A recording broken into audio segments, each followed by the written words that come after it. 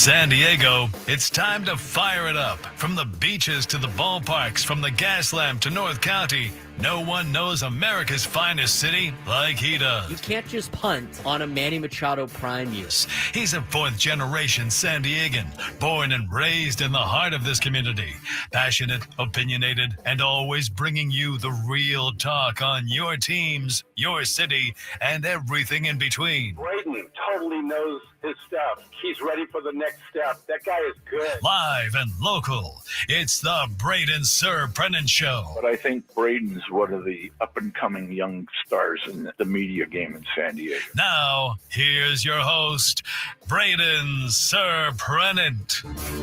What's up, San Diego, and happy Wednesday to everybody out there in America's finest city. I'm Braden Surprenant. He's Frank Marchese. We are the Braden Surprenant Show, live and local each and every day from 10 to 2 on San Diego's number one sports station, 97.3 The Fan. We got a lot to talk about on today's show, just like we had yesterday. Probably because we didn't get to a lot of the things we wanted to talk about yesterday. And you want to start with, well, a couple of things. A couple of news items to get to. We'll start with college basketball. We'll take a deeper dive into Aztec basketball and USD basketball from last night. All three of our teams got a dub this week. Started with UCSD a couple of days ago. And then the Aztecs and the Toreros last night doing a great job getting a W. San Diego State had two of the three players that are expected to be like players of the year in the Mountain West Conference didn't even participate last night. No Bagun Guath, which was expected. He's not back until I think the game against Troy on November 18th, if I'm not mistaken. So that's kind of the timeline you expect to see Magoon Guath back as he recovers from an injury over the offseason. And then you didn't have Dixon Waters last night either. Don't know where he was at. Mark Ziegler was asking a lot of questions about it. Said he was potentially out with an illness, and then all of a sudden you saw a report from Mark Ziegler on Twitter that he could have scratched his eye in between practice and the game. But it was some interesting reporting last night. Anyway, he wasn't there. And the Aztecs still, with all of that and getting into foul trouble last night, still cruised to a massive victory over Long Beach State. But you know what? It was expected. That was an expected result. It's one of the games that they have early on in the season that they should be able to win. This Aztecs team's pretty good. This is what Mark Ziegler tweeted last night about Reese Dixon Waters, okay? I'm told that Reese Dixon Waters somehow, quote, scratched his eye between the end of practice yesterday and the start of tonight's game, although no one with San Diego State is providing details or confirming if he is in the building. Very weird. And it says Dixon Waters has a corneal abrasion, although how he did that remains unclear. He is not believed to be at the game. Don't know what to really break down with that. We'll probably get more updates from Mark Ziegler about what the health status of Reese Dixon Waters is. But a guy that missed all of last year due to injury, coming back, expected to be one of the leading scorers for San Diego State, did not play last night. Magoon Guath did not play last night. Yet, Aztecs basketball still cruised to a victory. That's what good teams do. This team is going to be relentless.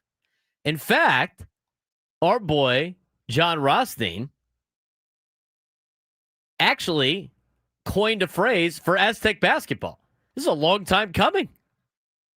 Anybody know who John Rothstein is? Frank, you know who John Rothstein is, right? Yes. He's the guy that's crazy about college basketball. He's the guy that won't talk to his family for the next 5 months because college basketball is on. He has his great tweets. Some people take vacation. I watch college basketball. I mean, there's so many of those. Here's what he has. I mean, he puts this stuff out all the time. I mean, if you like college basketball and you don't follow John Rothstein on Twitter, you got to do it. You know, he's boys with Adam. Adam knows him. Getting him on the show would be almost impossible. We got his number. We've tried before. I'd love to be able to try to get him on the show again, or for the first time. But these are the things he tweets. Middle Tennessee / Milligan, standalone game. This is a great game to watch basketball. Here's some other things he has. I got to go find some of his quirky tweets that he puts out. Trying to find some of them that he has. Some people have hobbies, period. I watch college basketball, period. That's just kind of crazy. He puts all these quotes out there, and then he puts like head coaches' names next to them. Tweeted out 12 hours ago. College basketball is greater than being social. Grab your nitroglycerin pills. That is accurate. This is only November. Oregon, Hawaii, standalone game. I'm trying to find the Aztec one. He's even selling a shirt now. San Diego State basketball, period. Ruthless aggression, period. Right, that's ripped from WWE, but whatever. He stole it. We'll let that slide. You're making T-shirts now.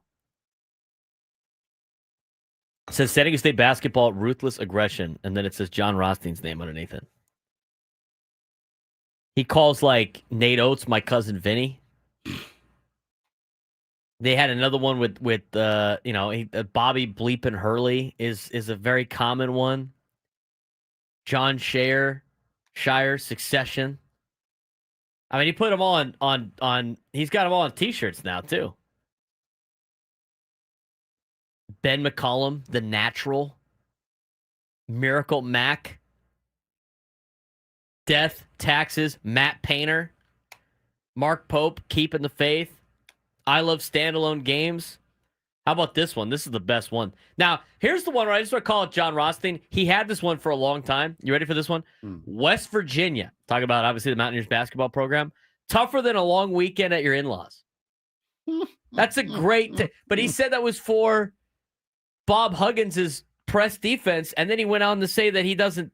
With him being gone, he doesn't use it anymore, and then he just used it again last night. West Virginia basketball. Tougher than a long weekend at your in-laws. So anyway, as I digress on the whole John Rothstein thing, he actually coined a phrase for San Diego State. It's great. San Diego State basketball, ruthless aggression. That's exactly what that was last night. Ruthless aggression. Despite not having Magungwa, despite not having Dixon Waters, Aztecs basketball still cruised to a victory, which you expect them to do as the team that they are going into the season. San Diego State basketball is legit. The fact that San Diego State basketball did not start the season ranked is an absolute travesty, by the way. Absolute travesty by people that don't obviously watch college basketball. We do have breaking official news from the Padres. Victor Rodriguez is now officially leaving to become the Astros hitting coach. That was a rumor put out yesterday, but it has been made official now. Oh, I was going to get to that. Kevin Acey had that at 9 this morning, that Victor Rodriguez is finalizing a deal. So the Padres officially put that out? Yeah, well, it's from the video. Well, it's from the Padre report, but the newsletter. All right. Yeah. We're going to talk about that in a second. There's some takes on that. Let's go back to Aztec basketball for a second. Just looking at what the Aztecs were able to do last night, looking at the box score. And good on KUSI for being able to air these games that Fox and ESPN didn't want. But you got to see your first starting lineup. Miles Heide, Jeremiah Odin, Sean Newman Jr. got to start at point. Miles Bird, Taj DeGorville. Those were the starting five last night for San Diego State. 13 points for Bird, 10 for DeGorville. Miles Heide had 10. Off the bench, the freshman, LZ Harrington. That guy's the real deal. We talked about that last week. Not only do you have a good core group of players, but what shows San Diego State why they're going to be able to compete at a high level, I mean, they went out and put up 77 points, won 77-45 over Long Beach State without two of their best players. And the freshman contributed mightily off the bench in LZ Harrington. 13 points, 3 rebounds, 4 assists, shot 4 for 8 from the field, 2 for 2 from the three-point range. San Diego State finished the night 11 for 23 from 3, shot 47%. They shot 43% from the field. They play stingy defense. They got a good basketball team. And they're going to continue to cruise throughout the season. And I can't wait to see them play in this Players Era tournament. They're going to play Idaho State in a couple of days. Idaho State's going to play USD on Friday. And then they got Troy. And San Diego State should be 3-0 as they head to Vegas for the Players Era Festival. They'll take on the 7th-ranked Michigan Wolverines. They'll play Oregon, and then they'll get paired with another game. But this is great. San Diego State basketball, good first win last night, showing what they have. Now, as for USD basketball last night, I was fortunate enough to call the game for USD with Jack Cronin on ESPN+. Toreros, good basketball win last night against Occidental, 88-59. Yes, Occidental had enough players, which is great. But Tenary Lane was the star of the show last night. Coming off the bench, had 15 points, was 5 for 8 from the three-point line. He led his conference last year, the Sun Belt, in three-point shooting. Played 3 years at Winthrop, then went to Georgia Southern. Had a great career, and is now going to continue that career with USD. They had the European guys out there playing well, but everybody contributed in terms of points. Everybody contributed in terms of rebounds for the guys that played the majority of the game. You got to see a lot better of a USD team than you were expecting, especially after the way that they played against San Diego State the week before. So a good first win for USD, a good first win for UCSD, and a great win for San Diego State to get their college basketball seasons started. A lot of these teams will be back in action this weekend. USD will be taking on Idaho State on Friday. And just to report back on that story, I talked about it yesterday with Bethesda's women's basketball team. I got to see it firsthand. Now it's all over social media, Frank. Yes. They had 5 players again. They played last night. They played 2 nights in a row. They played at USD, and then they went up to CSUN last night. They were down 72-0 at one point in the game. 72-0. At what point are we going to be like, this is a massive problem? That three-pointer that girl hit for the first 3 points of the game, though, was clean. She had 3 of those against USD. She just did it in the first half. They got shut out in the first half. No rim, clean. 52-0 at halftime. Oh, at halftime, jeez. 52-0 at halftime. They didn't score any points in the first half.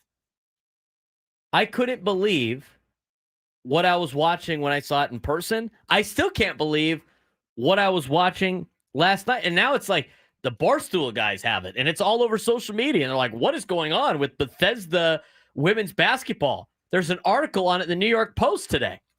I would like to say we were on this first, Frank. Kind of were. We were on this first. You were on it live. I was, yeah, exactly. I'm like, they have 5 girls. They only played with 4 against USD. They actually had full 5 against Cal State Northridge. That was a 103-13 final last night. Field goal percentage, 9% for Bethesda, 44% for CSUN. CSUN out-rebounded Bethesda 79-17. They had 21 total turnovers, Bethesda did, and the Matadors had 31 points off of those 21 turnovers. Bethesda, no points off turnovers, no fast break points, no points in the paint. They got outscored 52-0 in the points in the paint category. It's amazing. It like you said, it's like a car crash. You just cannot look away. At least they had 5 players last night. But that is just a crazy situation. And here's the deal. I didn't even realize this was a thing. Does anybody know? I had no idea who Julian Newman is. Do you know who Julian Newman is?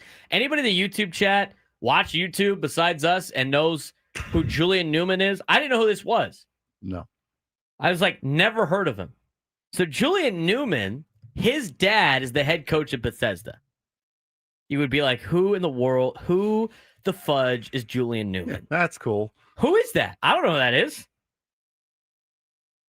And I was like, it's got to be some YouTube guy.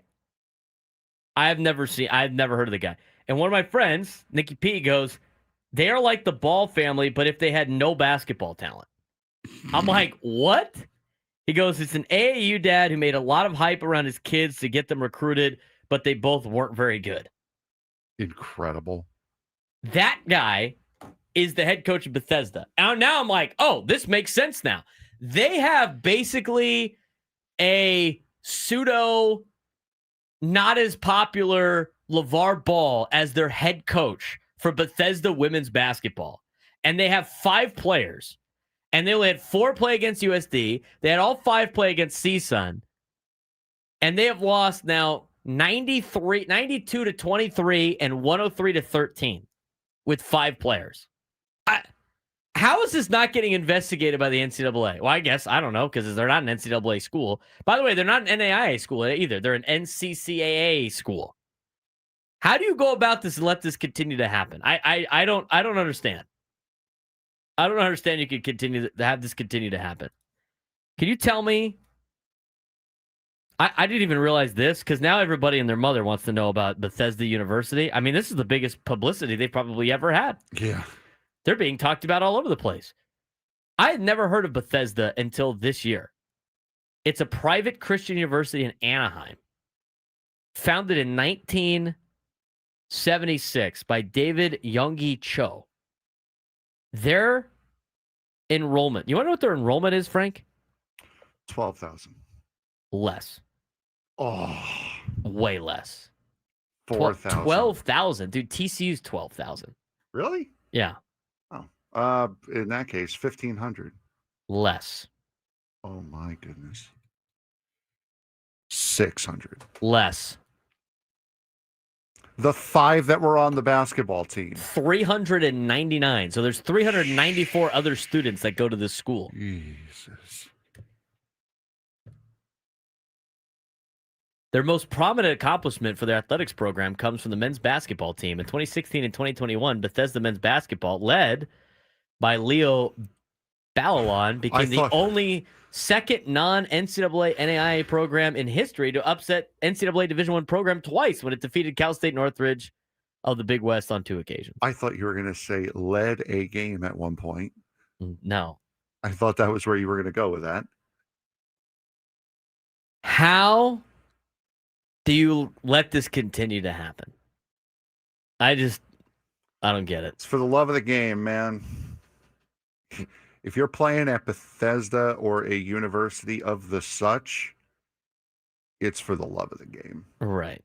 You cannot knock those kids for playing for NIL money, for playing for the sole purpose of getting to the big time. That is for the love of the game. I can't believe it's like, this is something that they have. Like, I went back and looked at their website. They do have an assistant coach. He's listed on the website. He wasn't there. He hasn't been to the last 2 days.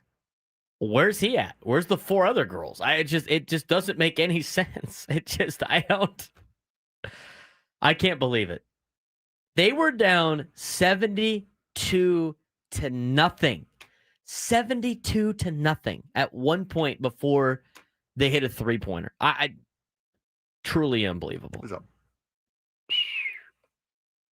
a great 3-pointer, though. It was a beautiful shot. All right. We're off and running. That was the college basketball update to get the show started. All 3 local teams won at the men's level, which is great to see. Congrats to UCSD, USD, and San Diego State. Hopefully they keep that up as the non-conference continues. But we have Padres news. Fallouts of the Yu Darvish news from yesterday. And regardless of who the new manager is, they're going to need a new hitting coach. We'll talk about it when we come back on the Braden Surprenant Show, San Diego Summer Sports Station 97 through the Fan.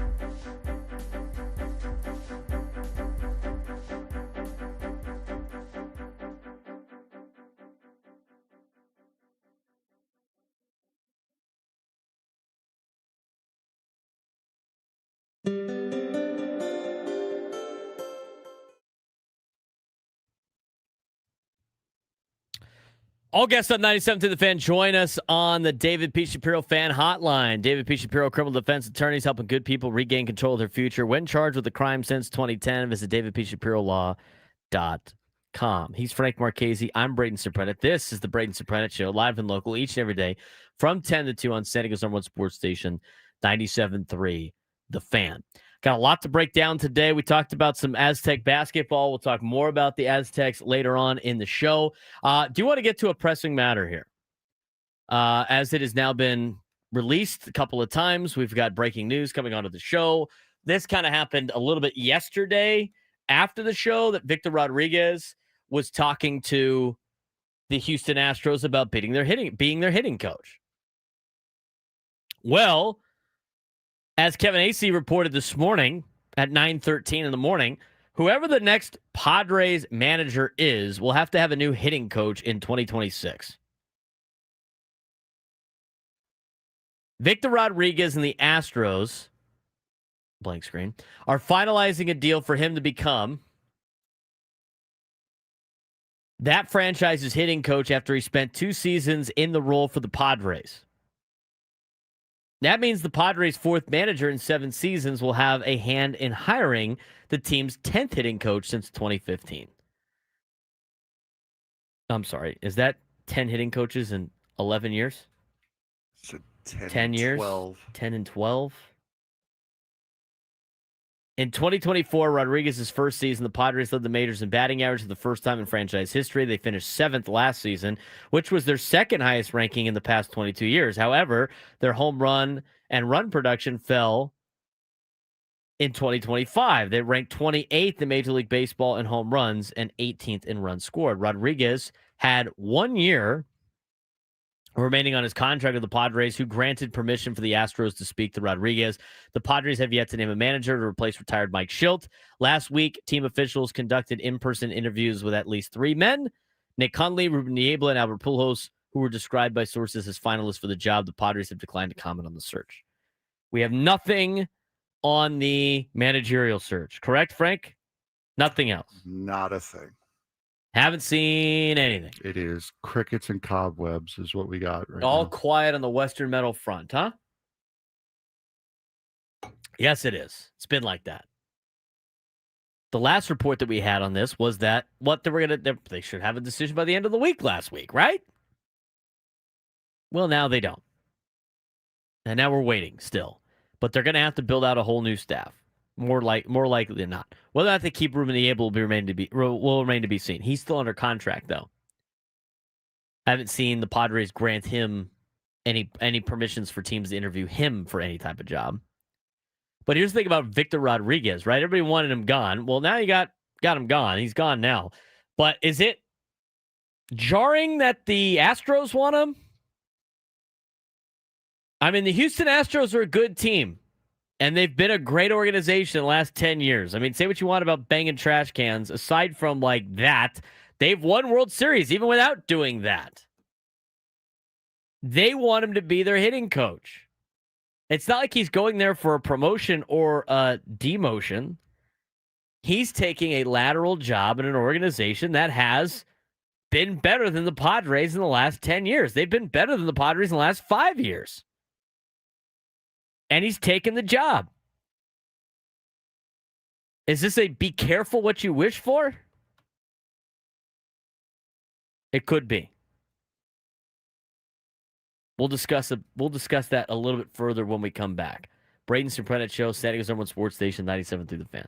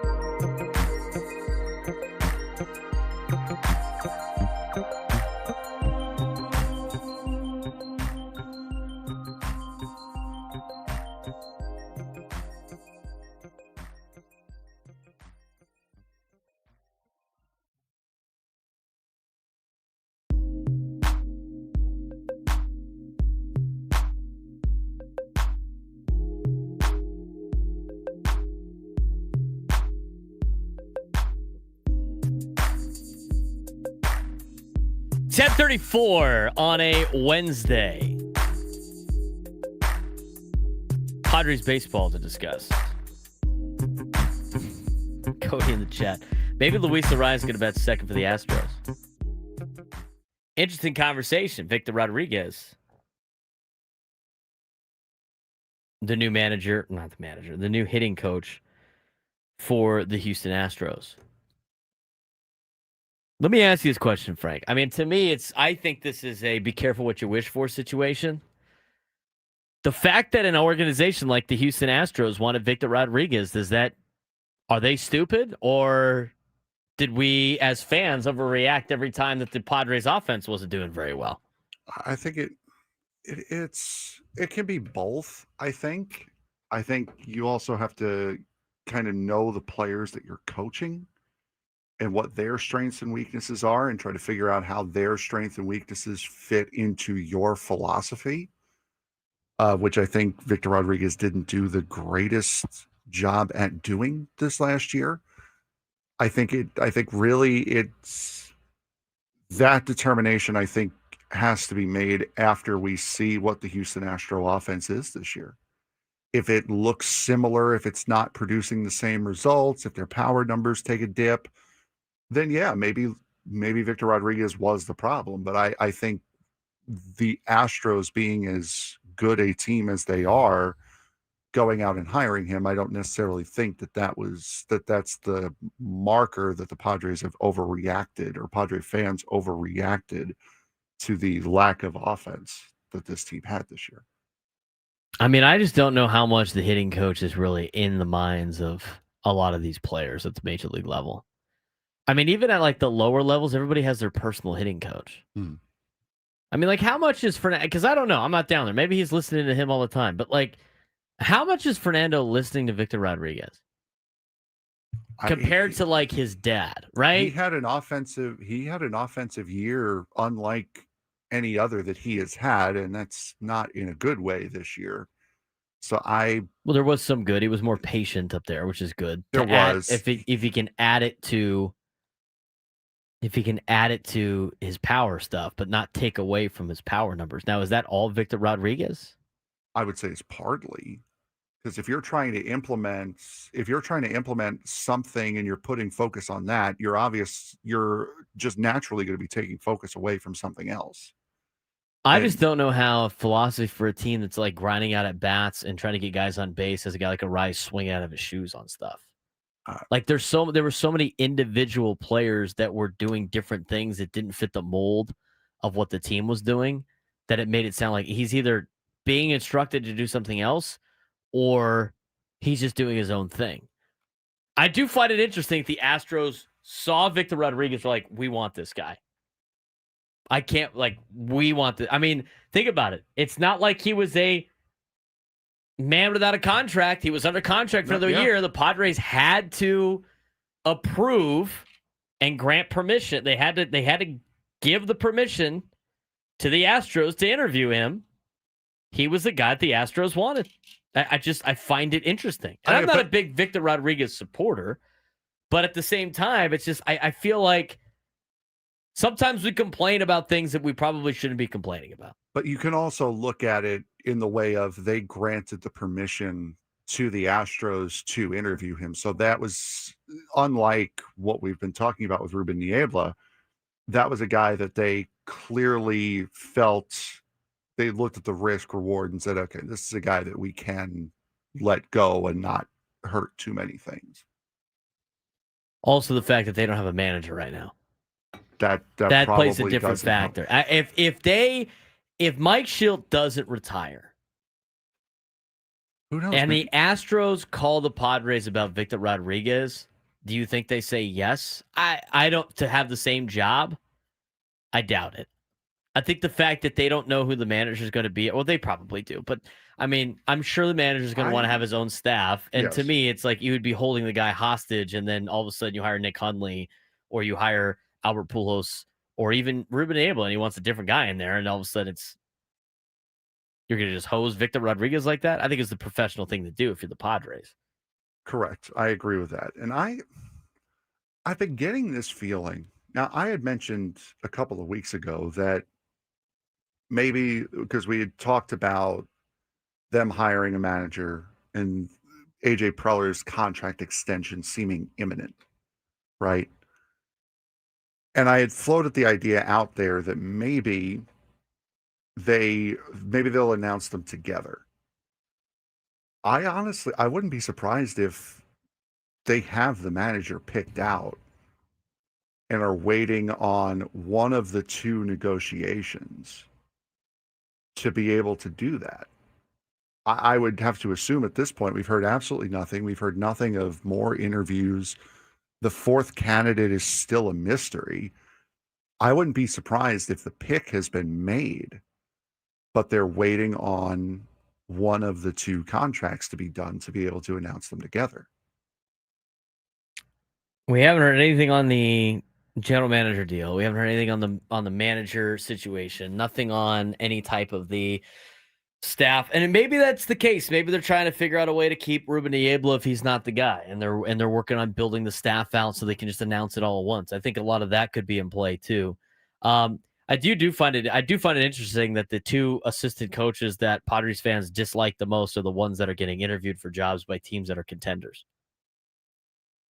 Leeper got an interview with the Mets. Yes. As an assistant role. I don't know if he was... Anton Richardson left. I don't know if Leeper's contract was up or not, or if that was another permission thing, but it was him and it was Victor Rodriguez. Those were the two that got interviews with other teams, and both those teams are contending teams year in and year out. Even though the Mets didn't make the playoffs this year, that doesn't mean they weren't a contender for the entire year, and they're not going to continue to be a contender in the National League.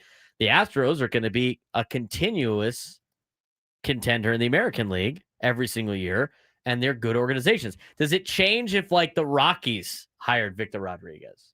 I think the output's like, oh, good luck to them. Yeah. But I think it's something to be said about a good organization that has won World Series in the past and have been arguably the best team in the American League for the last 6 years. I mean, how many ALCSs have they made it to? They sought out Victor Rodriguez. I think that's telling. But it does. I don't think it's a move that moves the needle at all, really. Either way, I mean, of course, we've seen them in the chat. There are going to be Padre fans that are saying, "Oh, well, good riddance." But for me, it doesn't. It's not a relief, but it's also not a worry either. At least from my perspective. I'm not super in at the major league level for baseball. I think your staff is like, it is what it is. I don't think it's like a massive thing. I think you can tweak a couple. I think, I evaluate the staff on, can they get players that are not getting a ton of money because they're like mid-level guys in Major League Baseball? Can they get into the next level? Like, can they get the most out of those players? That's how I evaluate. That's why guys like Ruben Niebla are great, because you get a guy like Jeremiah Estrada who got DFA'd from the Cubs, and you turned him into a good bullpen piece, right? So the credit goes to Ruben Niebla with working with him and stuff like that. And then you start looking at some of the other guys that they've turned, like all these bullpen guys that have turned into starters. But the other thing too, it's like maybe this was a case too. I mean, and maybe I am blanking on the times that I've heard this, but like when we go down and talk to players, they always talk about Ruben, the pitching staff is. How many times have our hitters been like, man, just working with Victor Rodriguez is great? When's the last time you heard that in an interview with any of the hitting coaches? I mean, any of them. They've had 10 different ones since 2015. I can't pick a time. I can't think off the top of my head where I could picture that right now. And we hear it every single time a pitcher talks to the media. Maybe that's just pitchers. Maybe pitchers like to give credit where hitters don't, and they're focused on themselves. But I can't remember a time where I heard a Padres hitter just like talk about the hitting coach. They talk about the manager. Yeah. They talk about playing for Mike Schilt, right? They don't talk about the hitting coach. I just find it interesting. Benjorno in the chat. We're not discussing a rumor here. This has happened. It's done. Victor Rodriguez is a Houston Astro now. Right. I think it's very telling that it goes to a good team. I don't know. And we'll see. If the Astros next year, and here's the thing, this is where you could tell to see if it's really the hitting coach or not. If the Astros that next year rake, and you're going to be like, oh, okay, well, maybe it wasn't him that was calling the bunts. But if they're out there bunting and playing a bunch of small ball, then you'd be like, oh, maybe it was the hitting coach. I don't think it really was. I think most of the bunting and all that stuff was Mike Schilt. Yeah, and again, that's also hard to tell because you don't have a year without Mike Schilt here with Victor Rodriguez here to see if that changes. So now you have both of them gone, so you can't say, oh, well, it was definitely Schilt or it was definitely Rodriguez. You're going to bring in like an Albert Pujols, right? What if the Padres and the Astros both rake? Yeah, there you go. I just find that news to be interesting. Well, one less guy you have to worry about, Padres fans. Him and Leaper potentially not being. But again, unless Ruben Niebla gets the job, is this a sign that Ruben Niebla is not getting the job? I would have to assume he's where not all these staff members are leaving. I would have to assume he's not getting the job at this point. If Pujols is not off the table already, and all of these teams have a manager set, except for the Rockies, I can't imagine Niebla has the job. I would have to assume it's Albert Pujols at this point. Yeah, I'm not going to be in the business of assuming, but my betting is being a little bit more lenient or leaning towards the Albert Pujols Yachty kind of situation. Mm-hmm. We'll find out. At 833-288-0973, 833-288-0973. Let's get out to Mo in San Diego. Mo, you're on the Braden Surprenant Show. What's going on? Hey, what's going on, guys? Hey, thanks again for taking my call. I'm starting to see a lot of questions come from the Padres, and I think that's something that's starting to concern me, right? So there's the question of the GM contract, of what that's going to happen, what that's going to look like. Now we have questions around some of the managerial staff with Schulte leaving, and now Vic. So there's a lot of questions at first base, questions with the starting rotation. So that's been the source of concern for me over the last couple of days. Then you throw in the Darvish situation, which is going to tie up some funds for us. It's also concerning to see what Joe Musgrove is going to be able to do coming back from a major injury. So all those concerns really are starting to pile up for me. And I'm starting to see that there's some potential, right, for us to drop the ball on one thing or another. The more questions you have, the dirtier your house is, the more a probability of you potentially dropping something or dropping the ball somewhere. So I think what's best for the Padres moving forward is that we need to be able to topple over some of those dominoes, right? We need to be able to make sure that we have answers organizationally for all these questions that are sort of just floating around. And there are a lot of questions, Mel, when you bring up a lot of good points, and I appreciate the phone call. Yeah, there are a lot of questions circling the Padres. I mean, and everything that they get reports out there of, oh, this is going to happen, and then it hasn't happened. I think that's the worst part of it, is that it has been nothing but dead silence. Like, there's no hints in any direction as to where this team is going to go. And I think that the longer that silence goes, the more and more worried the fan base is going to get. And I believe rightfully so. But as far as the house getting messier, once the first bit of information starts to trickle out, which that first bit of information is going to be your manager. Once that starts to trickle out, the picture becomes clearer, and then you start to get the direction coming naturally. It's so much unknown, and there's no hints at all about what the direction is. Well, let's just talk about the last month. It's a lot of talk and not a lot of action. For the last month, the first report was the Padres are expecting to bring back Mike Schulte and AJ Preller. And then what happened the next week? Nothing. Mike Schulte retired. Yeah. And you're like, oh, okay. Well, that's not what was being reported. And then it was, they expect AJ Preller to sign a contract extension during the offseason. And one report was saying, yeah, it's expected to happen, and they've said all the right things. Where's the contract extension? I mean, it's been weeks, right? Mm-hmm. Haven't heard anything on that. No updates, nothing. And then you got Dennis Lin being like, well, there's nothing imminent right now. Nobody's saying there's anything imminent with AJ Preller signing a contract extension. Then last week, it was they should have a manager by the end of the week. It's Wednesday of this week. Of the next week. It's literally been a week since that had been reported. We got that last Wednesday. And now you still don't have anything. Again, it's just a lot of we are going to do this. And then it's not a lot of doing anything. There's a little bit of discourse going on in the chat right now. One comment that poked out at me was R. Barker in the chat saying that players are opting out left and right as well.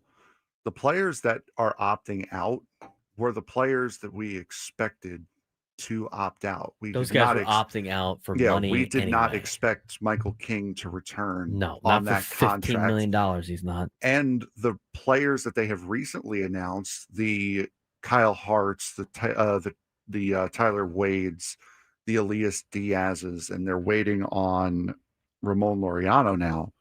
Those are team options. Those are team or mutual options. So the Padres were making the decision on them. I mean, they're not going to let Ramon Laureano opt out. He doesn't have the ability to opt out anyway. Most of those were expected. Right. The players, though. So it's not like the players are abandoning ship because they don't know who's going to be the manager. They have just as many questions as we do. Players are abandoning ship because they want money. They wanted their contracts, and some of them, the more recent ones that we've heard, have been kicked off. They've been kicked off the ship. Right. His point is recruiting players out of manager in place is not easy. Yeah, right, but you're not recruiting players right now because free agency hasn't started. I'm sure there's some like Oh, conversations behind the players scenes. are. Players could definitely be. are. They probably have a direction behind the scenes. Just because they haven't officially hired anybody yet doesn't mean they doesn't have their guy, right? Especially at this point, yeah, they have to have their guy picked already. If I Pujols would was have named to- manager, there's no way Bobby Suarez opts out. That's a flat out lie, That's dude. that's a lie. He's not opting right. out, and I'll give you 20 million reasons why he would do that. Mm-hmm.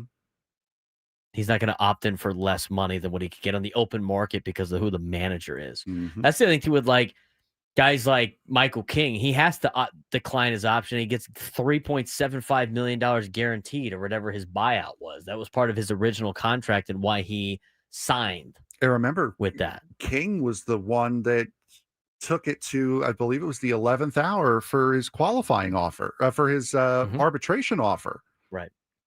So King, you knew was not going to be here at the for 2026. 833-288-0973, 833-288-0973. Let's get out to Kevin in Chula Vista. Kevin, you're on the Braden Surprenant Show. What's going on? Well, thanks again, man. It's a good conversation as usual. I would caution anybody to cast negative comments about Victor Rodriguez unless they have inside information as to what actually went on behind the scenes with this baseball team this year. There's so much that we don't know because, after all, they're the nuclear secret Padres. What I do know and what we do know is simply this. There is a core of players now that have been here a number of years, and I include Manny, Fernando, Bogarts, go right down the list, Jake. There's 6 or 7 of them that are earning hundreds and hundreds of millions of dollars and have cost this franchise about $1.5 billion in salary when it's all said and done. None of the light ever gets shined on them. And it's about time, I would say, that we come to grips with the fact that we have some players here who've got some problems. They really do. And when you look at the Toronto Blue Jays, put them up next to the San Diego Padres. Who would you take? I'll take the Toronto Blue Jays every single day, every single time, on the way they carry themselves, the way they conduct themselves, in the way they approach their business, well beyond what the prima donnas of the San Diego Padres have to offer. And this is a problem, and we need to have a conversation about this. We've got several players here that are in love with the back of their baseball card, but you know what's missing on the back of their baseball card, Braden? What? There's no championship rings, is there? No, not a lot of them. Kevin, I appreciate the phone call. This is why, like a lot of the things, and this is why we like Albert Pujols. I think you have the roster that you assembled, that you wanted, like that you think you're going to win with. You need to get the best out of those players, and you need to hire a manager that's going to get the best out of those players. That solves a lot of the Padres' problems, does it not, Frank? Yeah, it does. Most of the Padres' problems stem from the 5 guys that are signed under contract into the 2030s. Mm-hmm. That is where a lot of these problems stem from. MLB officially updated their list of free agents. Harrison Bader, Elias Diaz, Kyle Farmer, Kyle Hart, Liam Hendricks, Rhys Hoskins, Shota Imanaga, Martin Perez, who I think is already signed actually somewhere, and Jose Quintana. Those are the 9 that were listed. Now 162 free agents. There you go. It's going to be expensive on the free agent market. Interesting article put out in The Athletic that we're going to get to later on, but let's get to the aftermath. Questions linger after the Darvish announcement. We'll get to that in the 11 o'clock hour.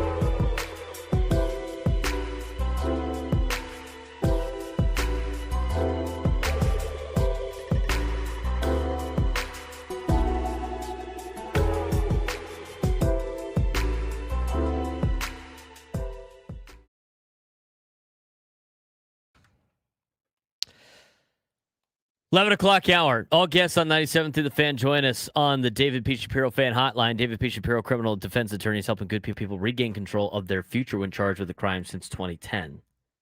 Visit davidpshapirolaw.com. We're going to talk about the aftermath of the Yu Darvish thing in a second. And we're going to talk about the free agency later on in the show. We got a lot of baseball talk today, mixed with some college football stuff, some college basketball. Aztecs win last night. NFL trade deadline came and went yesterday as well. So a lot to get to. But like the more we sit here and talk about this managerial hiring, or should I say lack thereof, and we're still waiting to hear back on a lot of different things. And maybe they'll hire a manager during this segment, Frank. They just announced the spring training schedule. That's fun. Does anybody get super hyped for the spring training schedule? Does it really matter? I got pretty hyped for it the last couple of years because I knew I'd be back here. I knew I'd be back here on a regular basis. I'm just talking from a standpoint of like who you play and when you play them. Does anybody really care? No. I mean, it's not like you're like, hey, I can make a trip to whatever. You go to spring training, they're all there. They're all in Arizona. They're all in the Phoenix area. And you're playing all the teams in the Cactus League. It's like, who cares? I drove past the Peoria Sports Complex on my way to Phoenix Raceway last year. They played the Reds the day after the NASCAR race at Peoria. Nice. Thanks for that.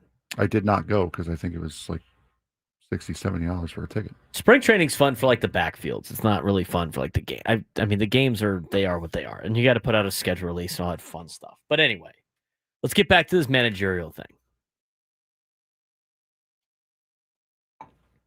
I saw this in the chat earlier, and it brings up a good question. If the Padres actually did know who their manager was, because we said like, well, maybe they already know who their manager is. If the Padres actually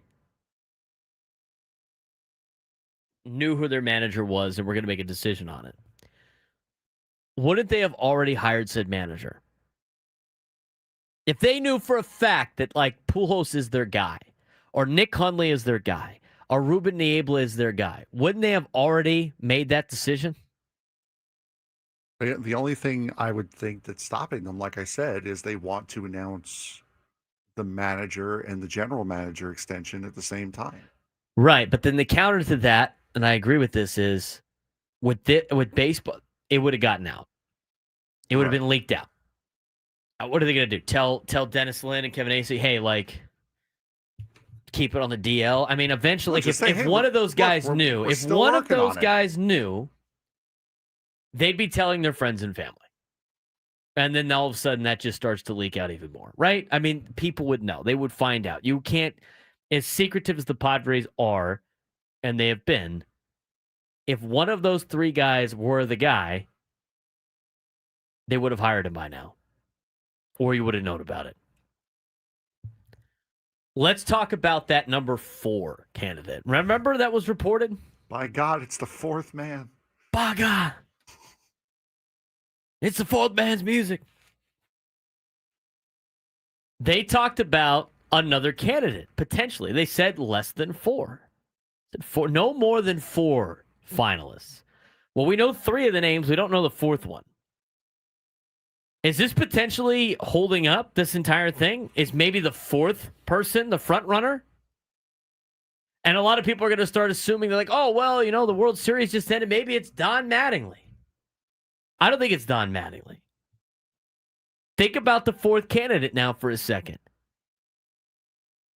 Is it taking so long because they're negotiating with this person? Or is it taking so long because, I don't know, maybe he's employed by another team? And maybe it's not an assistant coach. Who remembers? Let's ask the question. Who was the manager before Mike Schilt? Who wants to give me the answer? I know you guys all know who the answer is. Who is the answer? Frank, I'll call on you. Popcorn Frank. Who was the manager before Mike Schilt? This really separates the men from the boys here. Oh, God. Would it have been, who is Bob Melvin? Who is Bob Melvin is correct. Yes. Does anybody remember when Bob Melvin got hired? I do. I was at work, and I was about to leave because it was around this time, and I was about to leave to go down to Draft in Mission Beach because we used to do these appearances at Draft at Mission Beach. And I remember getting an update. It wasn't a report from Jeff Passan. It wasn't a report from Dennis Lynn. It wasn't a report from Kevin Acee. It wasn't a report from Jeff Sanders. It wasn't a report from AJ Cassaville. It was an announcement by the San Diego Padres that they had hired Bob Melvin as their manager. And my first reaction was, I didn't even know that guy was available. He was the current manager of the Oakland Athletics. So let me ask you this question, Frank. Is it crazy to think now, but the last time that they did this, that it could be a current manager in Major League Baseball that might be the fourth candidate, and therefore it is taking this long because the Padres are trying to work out a deal with said team to bring in said manager? I would say it is crazy, but I would say it is not outside the realm of possibility. It's not that crazy because the last hire that they had was this particular instance. Could they do that exact same thing? Pull up the manager list. Go through it. There's some managers you just cross off the list to get things started. Anybody that just got hired obviously is not going to be one of those managers, right? So like a Texas Rangers and Skip Schumacher, they just hired him. They're not going to negotiate for him to go somewhere else. It's not Skip Schumacher. You can cross out Kurt Suzuki. It's not going to be Albernaz, who just had his press conference. Who could it be? Go through the list. I mean, if you look at names of managers that you would like to see be the Padres manager, I think it's a very small list. And maybe that's what's taking so long. You look at just an alphabetical order, the Athletics, Mark Kotsay. I could see the Padres doing that. Mark Kotsay has ties to San Diego. He still lives in San Diego. He obviously played for the Padres for a while. Maybe they believe in Mark Kotsay. Maybe they renegotiate with the A's again to get a manager back down here. Maybe it's Mark Kotsay. Interesting. Could it be a guy like Alex Cora? I think that would be kind of crazy. Alex Cora? I think it's possible. That could be one of them. Maybe Will Venable? That's another one, potentially. So, a lot of different things with this manager. The one to me that I think that we should go with is in the National League West. And we could talk about that in just a second. But we do have a guest today for coming on the show. We're going to get to them when we come back on the Braden Surprenant Show, San Diego's #1 sports station, 97.3 The Fan.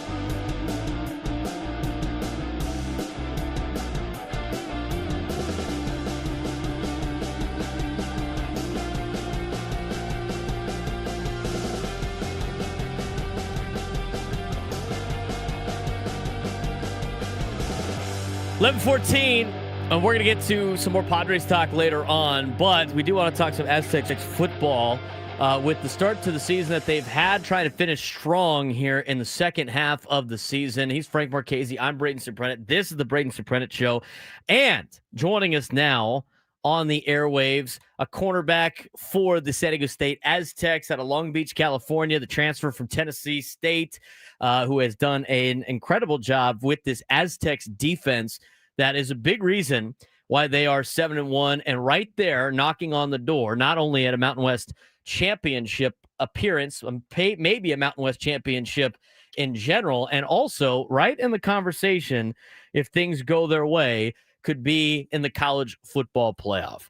Our guest on the 97 through the fans fan hotline, which is powered by David P. Shapiro, criminal defense attorneys, helping good people regain control of their future when charged with a crime since 2010. Visit davidpshapirolaw.com. Senior cornerback Bryce Phillips. Bryce, sounds like you just finished up practice. How'd practice go today?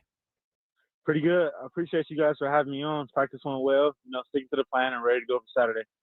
Guys have a really good defense this year. Obviously, one of the captains, Tana Latuli, Trey White, couple of local guys. What about this defense makes you guys so good so far this season? It's our grittiness, and it's our just willing to just not give up points every week. Like, the goal every week is a shutout. And having those high standards and everybody on the field and everybody who comes on the field to hold up that standard, like, I can see it in everybody's eye when we line up in that huddle. Everybody wants the same thing. We're talking with Bryce Phillips, cornerback for the San Diego State Aztecs. The kid grew up in Southern California, spent some time at Orange Lutheran, went to Santa Ana College, then to Tennessee State. How great is it to be back in California? It's a blessing. I went from Tennessee State to San Diego, so it's like going from 1,500 miles away to going 90 miles away from my family, and they're able to come to more of the games, and I'm able to go down there whenever I want to. So it's a blessing to be able to have my family at the games more. Yeah, it's a lot better than having to go out. Plus, the weather's way better too. You get something that you grew up with more than than the humidity out there in Tennessee. Yep. Let's talk about your game in general. I mean, obviously, you're paired with Johnson on the other side, who's getting a lot of accolades, but it's a two-man crew when you're talking about cornerbacks in college football and being able to shut down some pretty good offenses that you're gonna have to face in the Mountain West, and then coming up again, and not only this weekend against Hawaii, but also against Boise State. What's the DB room like at San Diego State with a lot of good athletes that you have, and some guys that after last season came back to play here at San Diego State with all the returners? Talk about the experience this group has and why you guys are so prideful in shutting people out. It's everything. I mean, I feel like we all had opportunities to go somewhere bigger. Like, we're all great players solo, but bringing everybody together and having the chemistry, like, we're all competitive, and having me and Chris in the same room, like, we both compete with each other in fall camp. Like, and when we go out to game day, it becomes easy because we're both trying to not give up nothing. So that brings the game day way easier. You get to play in a brand new stadium at Snapdragon Stadium. Obviously, we're all working on trying to get you guys some more support and fans in the stands. But, for you, growing up in Southern California, playing in the Trinity League, which is one of the best in the nation in high school football, what's it like playing at San Diego State? What would you tell a lot of high school kids that, might be interested in coming down to play at San Diego State about the opportunities that you've been given, but also you got a lot of guys on this team that could be potentially playing again on Sundays, and the opportunity that San Diego State gives all of you guys in potentially continuing your dream? I feel like it starts with the coaching. Like, we have a great set of coaches. Like, they're all young. Our head coach is young, and it just feels like home. Like, this is my home and this is where I'm from. But, like, when I talk to all the coaches, I can have a deep conversation with them, and they all bring their family around the facility. Like, they have their kids around, and I know all their kids. And it's just a great environment to work because everybody is so passionate in what they do. We're talking with Bryce Phillips, who is a cornerback for San Diego State, getting ready for a game against Hawaii. And then you got Boise State at home, and you got a couple more games left, San Jose State, New Mexico, as you guys try to, 1 week at a time, put yourself in the conversation of the college football playoff. What does Hawaii bring that's going to be some challenges for you guys as you fly out to Hawaii this weekend? I mean, they bring a passing threat because they throw the ball probably 50 out of 60 snaps, and that's going to be great for us because we pride ourselves in being the best DB corps in the nation. And so it's going to be a great challenge, and we plan to come out and do what we're supposed to do and do what we have been doing. And so it's going to be a fun game. It's always easy to say, like, we're focused one game at a time, and that's what the message is all the time. You got Boise State the week after. How difficult is it for you guys to stay laser focused 1 week at a time, knowing that there's some big opponents coming up? I don't think it's that difficult no more because the record we're 7-1, but like taking every week, we realize doing that, it helps us focus in on all the details and the things we have to do each week. And just doing that, it helps us play better on Saturday. And so everybody, I feel like, is bought into the week to week, and we correct each other whenever somebody says, oh, I'm ready for this week, I'm ready for that, I'm ready for now. We got this week first. And so we got to beat every team every week. How much do you, because your brother Clark Phillips III is a cornerback in the NFL, plays for the Atlanta Falcons. I mean, how much do you pick his brain as you go through the season? I think his brain about everything. Like after every game, he's texting me, he's telling me what I did good, what I did bad sometimes. But just like being able to have them as support and have him correct me on things I need to work on, it's great because he's at the highest level. Last thing for you, Aztec basketball started last night. Being a college athlete is like a full-time job. So you guys don't have that much opportunity to be able to see some of the other teams around campus. But, they've had a lot of success too. They started off pretty well. I mean, they got a pretty good team. You guys ever get interested in watching the Aztecs basketball team when they tip off? I'm always interested in Aztec basketball. Like every single game I want to go, but usually doesn't work out with my schedule. I think I went to one game so far, but I've been trying to figure out ways to get to the games without being in the student section because I really like enjoying the game rather than, going to turn up. So I'm actually trying to figure out that now, how I'm going to do that.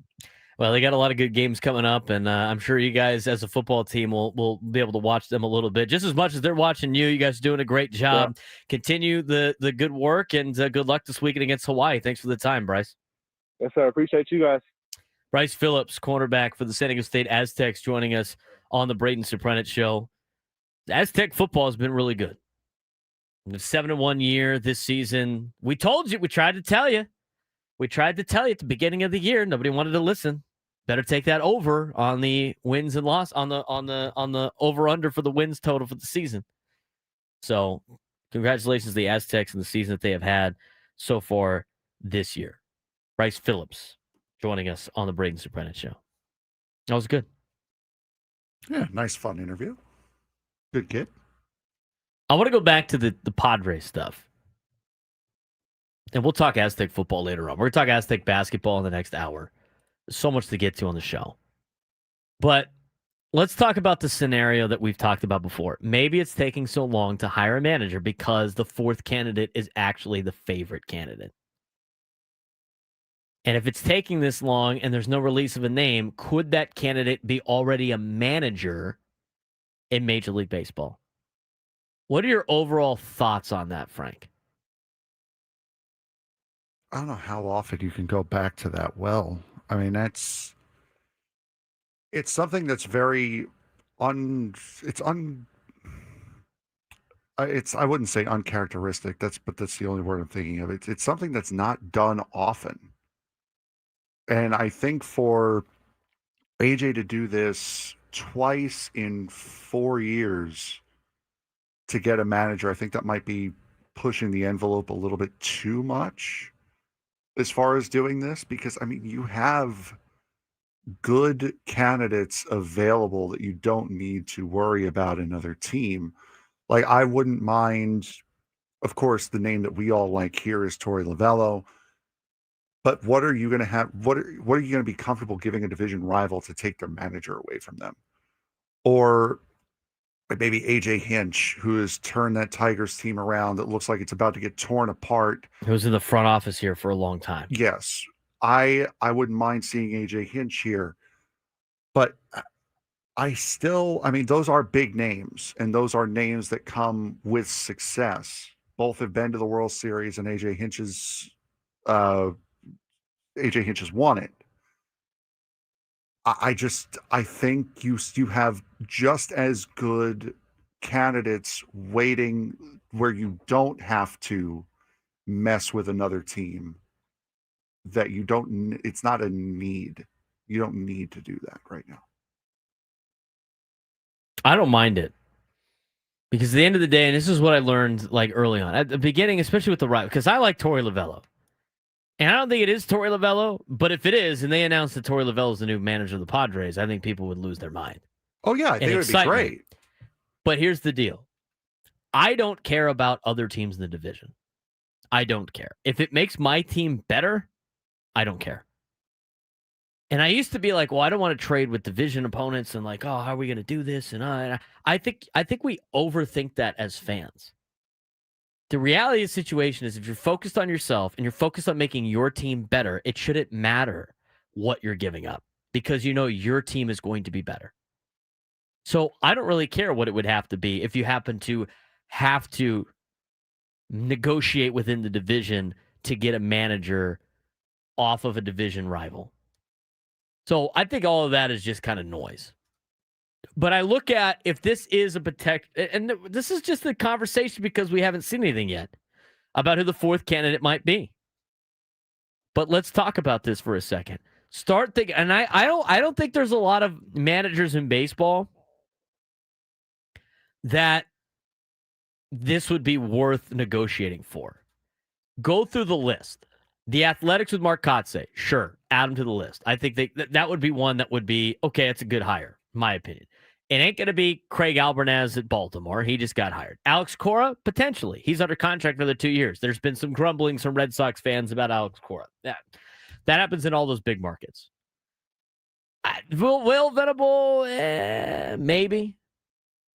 Maybe. Does he win the press conference? I don't know if he does. Do you care about that? Maybe. Is Will Venable? Let's go back to the whole 10-year thing. Mark Kotsay could be the manager for the Padres for the next 10 years. Alex Cora could be the manager for the Padres for the next 10 years. Will Venable?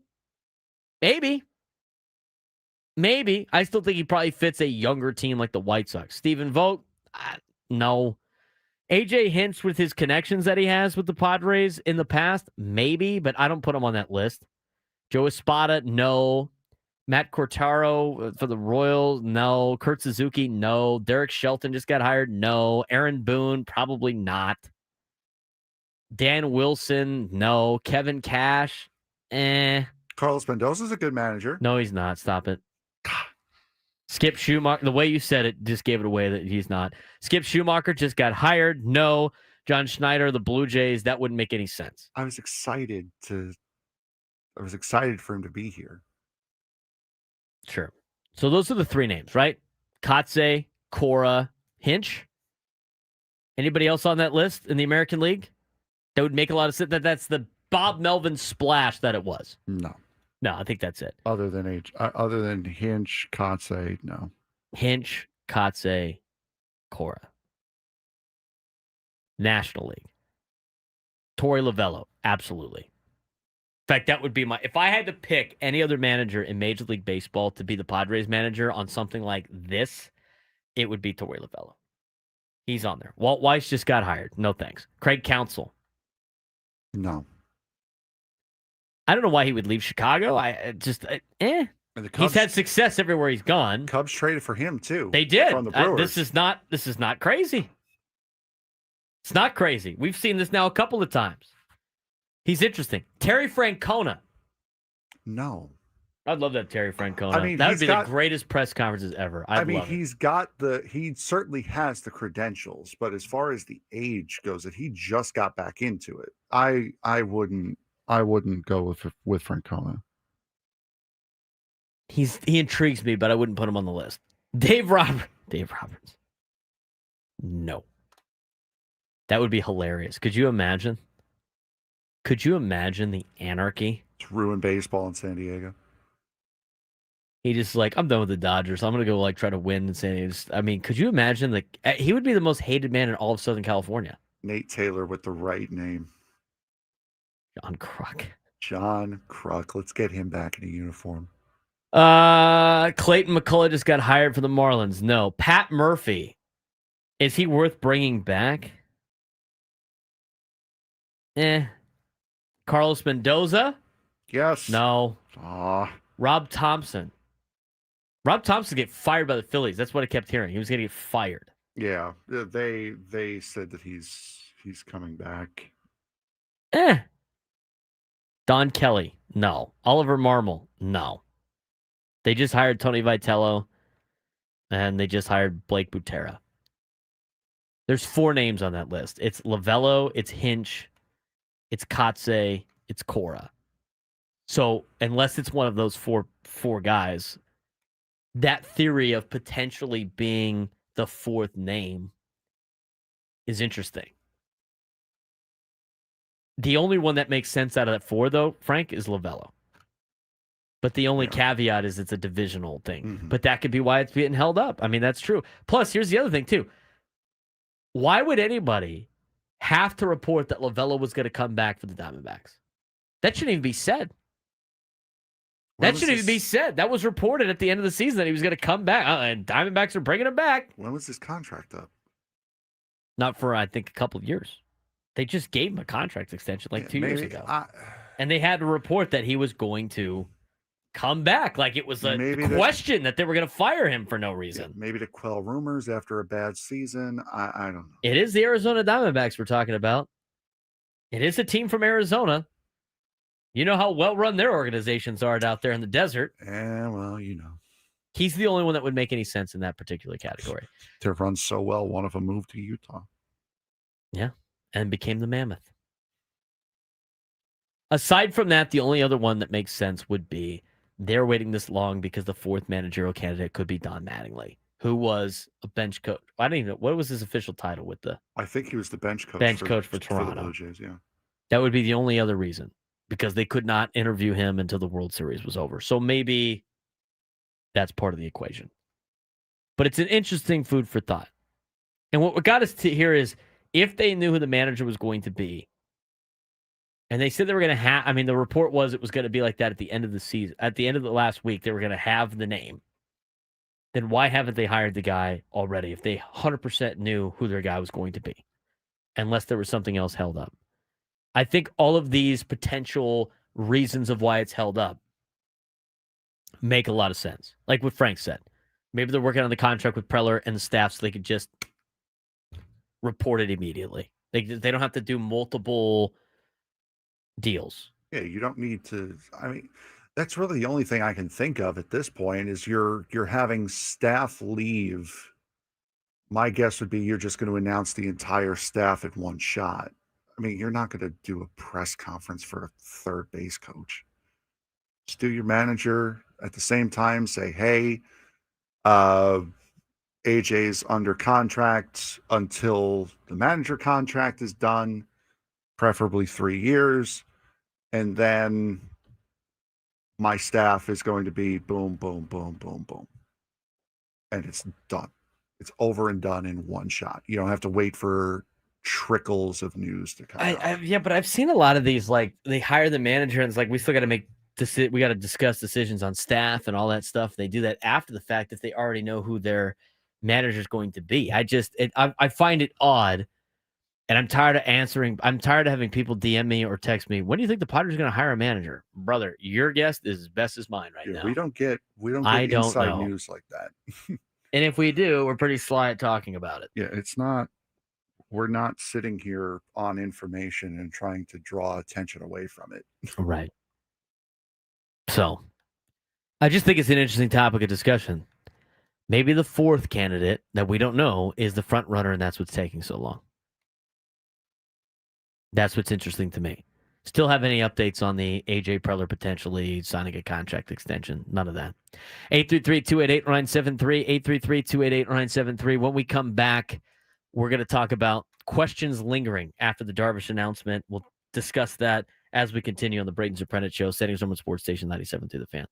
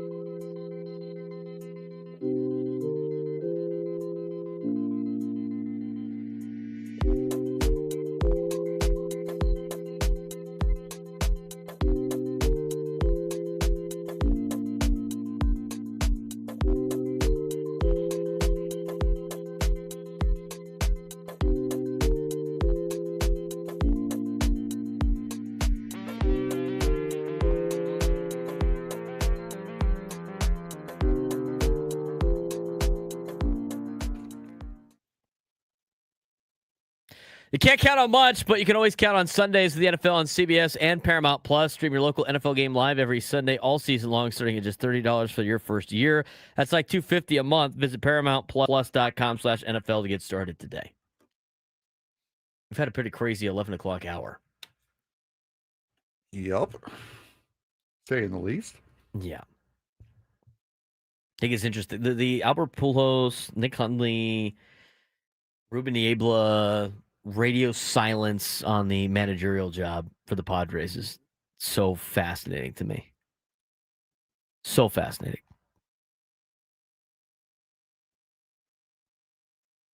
Guy goes, not one bit worried about the Padres and what they're doing in their management search. I trust the organization and the process.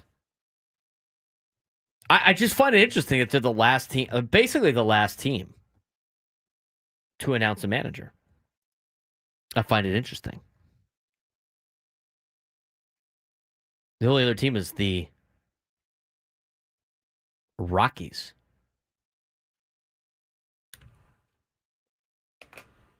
So we'll see what happens here with the managerial search. I'm just telling you, the hidden name might be the case. We'll see what they announce. We're going to talk about this in the next segment. I just kind of want to tease it a little bit. The article in The Athletic about free agency and how much money these players are expected to get. And I thought Tim Britton did a good job. But when talking about a lot of these numbers that these players are getting or what they're expected to get, he put together his projections based on WAR, referring to Fangraph's version of WAR. This is what he did to come up with these numbers in terms of what he thinks these players are going to get. I used to look at F4 and samples from each. I used to look at F4 and samples from each of the last 5 seasons. Now I concentrate heavily on the most recent season and the combined production over the past 3 for starting pitchers and position players. For relievers, I look at 1 and 2-year samples. What happened 5 years ago isn't really relevant for such a volatile position. That's true. And I found more of a recency bias in contracts here than elsewhere. I've used the U.S. Bureau of Labor's inflation calculator to translate contracts into, quote, today's money. There remains a decent amount of subjective judgment that goes into creating the comparisons, and factors beyond F4 play into that. These are not necessarily deals I'd advocate the player sign or the team sign the player to. I'm trying to peg fair value. The values I'm proposing here are in present-day money. It's possible players here sign for amounts that look larger before deferrals bring them back down. Shohei Ohtani's deal with 2 winters ago. The ages listed for player are their ages on June 30th, 2026. Some players have, quote, spring projections, pulled from the extension projections Tim Britton did back in March for players coming from the MPB, the Nippon Professional Baseball, and Japan or Korea Baseball Organization, the KBO. I compare their performance in that league to that of other players who have come to Major League Baseball. In general, these projections feel a little high. That's in response to last year when Tim Britton and most other people who tried their hand at this was low on several big-name players. As a result, he's aiming to err more on the high side than in the past. That's kind of the teaser of our next segment. And let me tell you, he's saying this is on the higher side. If that's the case, what they have for Michael King, the Padres should sign him to immediately. Immediately. Because I think it'd be an affordable deal. I think a lot of national pundits think that the Michael King injury was more than just a fluke, and people are afraid of that when it comes to a starting pitcher. But if this is the case, I would sign Michael King to this deal immediately. What is it? We'll talk to you about it in the noon lunchtime hour after we go to Frank and hear about what's going on in the sports world with today's sports thread. The one that's always blowing up with the biggest sports takes, debates, and breaking news. You got barbecue back there, and you didn't invite me? Yeah, we've got that too. Welcome to the Sports Thread, where we break down the top 5 stories in sports, just like you would with your crew. Oh, no! Disaster! What a bad idea! No filters, no silence, just real talk. Brought to you by QC Kinetics. Stop sitting on the sidelines. QC Kinetics gets you back in the game without surgery. To learn how, visit QCkinetics.com. All right, Frank, what do we got going on? The first story here is quite an interesting one. Number one. So Tom Brady came out and said this publicly, and I'm surprised he's not in a home somewhere. The 6-time Super Bowl winning quarterback and current Fox Sports broadcaster said Tuesday in a statement from a company he is an investor in that his dog, Junie, is a clone of his late dog, Lua. Brady made the announcement on the same day that Colossal Biosciences, a venture capital-backed biotech startup, made an acquisition of another animal cloning firm, Vigen Pets and there it is. Colossal, which aims to, quote, fix extinction among other goals, is said to be valued at $10 billion, and this is its first major acquisition. Why would you announce to the public that your dog is a clone of another dog that you had? What did you say the slogan of that company was? It's not a slogan. It aims to, quote, fix extinction among other goals, and is said to be valued at $10 billion. Did anybody watch, I don't know, Jurassic Park? When it comes to the extinction thing, like playing God, like that doesn't sound like scary to anybody. Life. Maybe you should probably not do that. Life finds a way. Life finds a way. Yeah. No, thank you. I don't like any of this. This is like, what are we doing? Okay. What's the other great phrase from Jurassic Park? Just because you didn't. You tried so hard to think whether or not you could. You didn't stop to think whether or not you should. Yeah. Uh-huh. Yeah, that's kind of like where this is going. Fighting off extinction. No, fix extinction. Fix extinction. Yeah, I'm out on all of this. Knowing that Tom Brady's involved, it does not surprise me. Does not surprise me. What a weird story. Tom Brady has bought into this company. Of course he has. He has also bought into Birmingham City Football Club. He has also bought into the Raiders and is a broadcaster for Fox Sports. Stop allowing this man to access money. He's bored. Because this is the stuff he's doing with He's bored. Number two. LA Chargers left tackle Joe Alt will undergo season-ending surgery for the high right ankle injury he suffered in the team's win over the Tennessee Titans. Going again. The injury came in the second quarter of Sunday's game when Tennessee Titans defensive tackle Sebastian Joseph Day fell into Alt's right ankle. It is the second high ankle injury Alt has had this season. He exited in the first quarter of the team's Week 4 loss against the New York Giants on a medical cart and sat out the next 3 games because of said sprain. So Joe Alt officially done for the year, and I believe the Chargers did address this with a couple of offensive line acquisitions yesterday at the deadline, which we'll go over a little bit later. Yeah, we'll talk about what you missed in the NFL trade deadline in the next hour or so. That's tough news for the Chargers. They find the injuries happen all the time to that organization. That's why when they brought in Harbaugh and everybody's like, he's going to take him to the front. No, they're not. They get bad luck all the time. Mm-hmm. Constantly getting bad luck. Losing Joe Alt, major problem for the Chargers. Absolutely. See if they can overcome it. Number 3.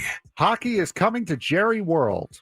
The Dallas Stars will host the 2027 NHL Stadium Series game at AT&T Stadium in Arlington, Texas on February 20th, 2027. The game will air on ABC. The announcement was made on ESPN's Monday Night Countdown ahead of the Cowboys' home loss against the Arizona Cardinals.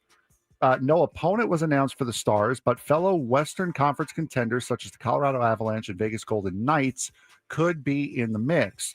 The Stars have appeared in only one NHL outdoors game, hosting the 2020 Winter Classic at the Cotton Bowl in Dallas. The official attendance for that game against the Nashville Predators was 85,630, currently the third largest crowd for an NHL outdoor game. These were discussions that the Stars had about playing at AT&T Stadium before the Cotton Bowl was selected as a venue. So this has been in the works for a while. So it'd be interesting to see hockey in a football stadium. Yeah, I mean of that capacity, an indoor stadium, Yes. right? Like the Stadium Series has always been outside, Yes. right? That's the whole deal. They've played in baseball stadiums, they have played in football stadiums. Just Yeah, everything's outside, but they're playing in a house in Michigan. They're playing in a roof enclosed big stadium. That's what's interesting to me. Playing in a dome, and where it's not going to be freezing outside. The memes have already started, by the way, because you know how Jerry Jones refuses to close those curtains, allows the sun in. Oh, they're going to be blinded. You're going to blind the opposing goalie for 2 periods. It's true. It goes in that direction. That's going to be fantastic. He never closes the blinds. Unbelievable. Number 4. I didn't even think about that. Miami has asked the ACC for clarity on a number of officiating decisions that made its loss this past week to SMU, including a critical 15-yard penalty in the final moments of regulation. Miami lost the game 26-20. The Hurricanes, who were as high as number 2 in the AP Top 25 last month, have dropped 2 of their last 3 games and are now ranked at number 18. Hurricanes coach Mario Cristobal said that Miami has not gotten an answer from the ACC and it is unclear if any explanation will be coming. The Hurricanes' Marquise Lightfoot was called for an unnecessary roughness against SMU quarterback Kevin Jennings with about a minute left in the fourth quarter, giving the Mustangs 15 yards and a first down. Miami had called the timeout just before the 4th and 9 play was snapped. The Hurricanes argued to no avail that Lightfoot did not hear the whistle. I'm surprised that this report, this referee's inquiry has not been heard by Miami yet, or has not been given back to Miami yet. Why it's taking so long? Yeah. I mean, that's kind of the case when it comes to like a lot of officiating things. Like what Dabo Swinney said yesterday was hilarious. Yes, I'm kind of on board with that. We'll talk about that later on. Yeah, I don't know. I mean, Miami, it's their first time leaving the state of Florida last week. Didn't go well, and they lost. Yeah, I wonder why. These teams like set up their schedules. They never have to travel and they never have to play in hostile environments. And then they lose these games and then go like, we're so much better than this. This is just a fluke. It's like, I don't know. None of the schedules are equal in college football. Mm-hmm. Miami also like blaming the officials for that game. I don't know. I feel like whatever is the path of least resistance is what college football teams want to do. And then they can brag about how good they are. That's what every SEC school does. It's what every Big Ten school does. ACC, and then the schools that can't afford to do that because they're never going to get the benefit of the doubt. When you look at the college football playoff rankings, you know they have to go out there and be battle tested, and they drop games. Like, oh, see, look, they suck. I mean, it's just the narrative of college football and rewarding schools that were good in the 70s, 80s, and 90s is ridiculous. I agree. And in Notre Dame's case, the 60s.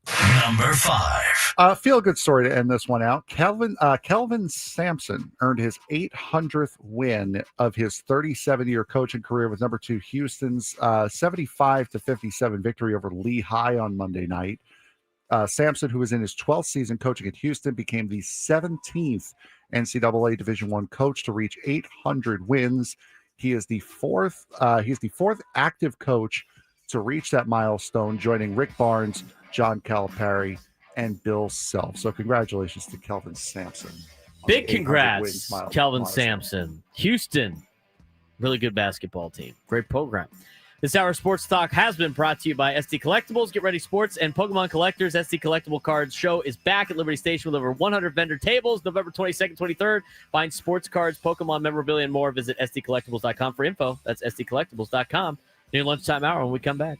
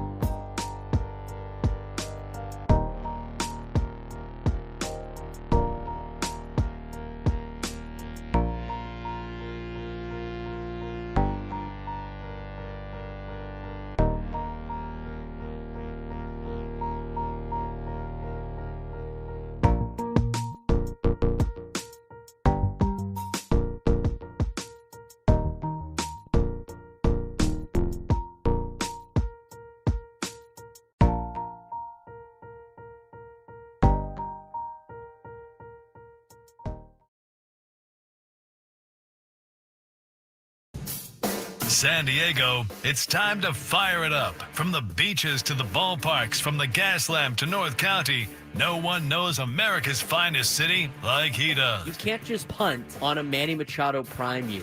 He's a fourth-generation San Diegan, born and raised in the heart of this community.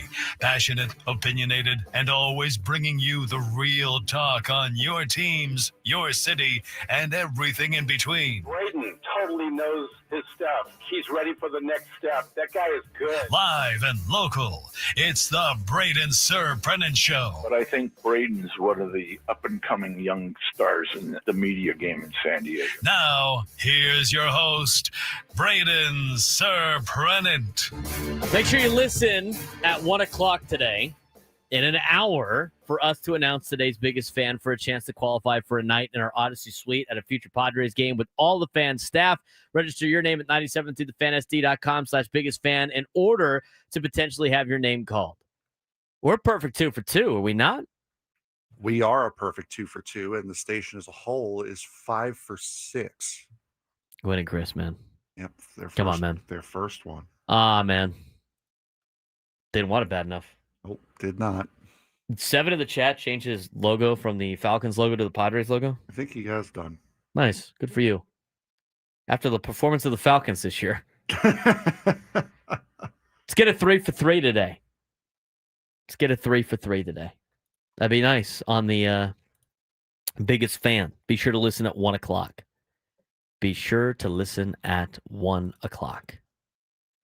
833-288-973. 833-288-973.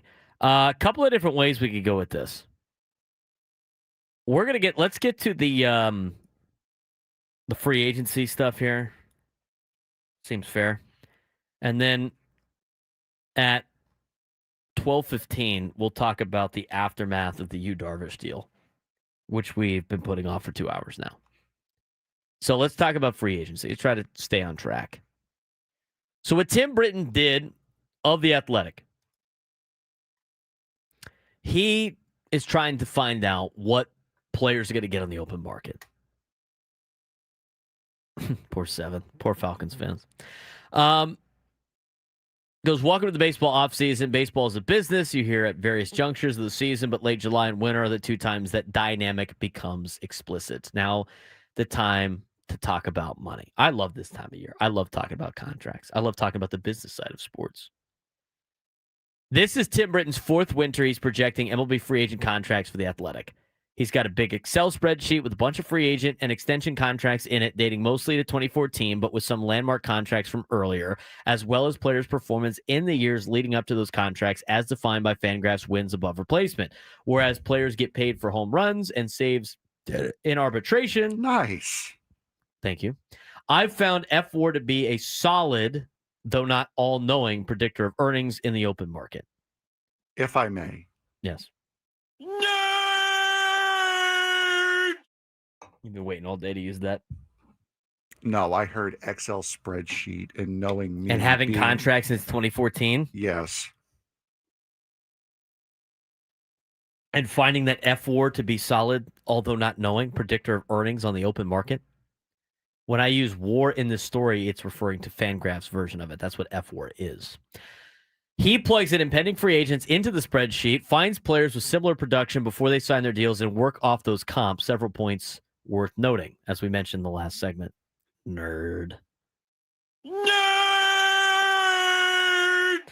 I used to look at F4 and samples from each of the last 5 seasons. Now I concentrate heavily on the most recent season and the combined production over the past 3 for starting pitchers and position players. For relievers, I look at 1 and 2 year samples. What happened 5 years ago isn't really relevant for such a volatile position. I found more of a recency bias in contracts here than elsewhere.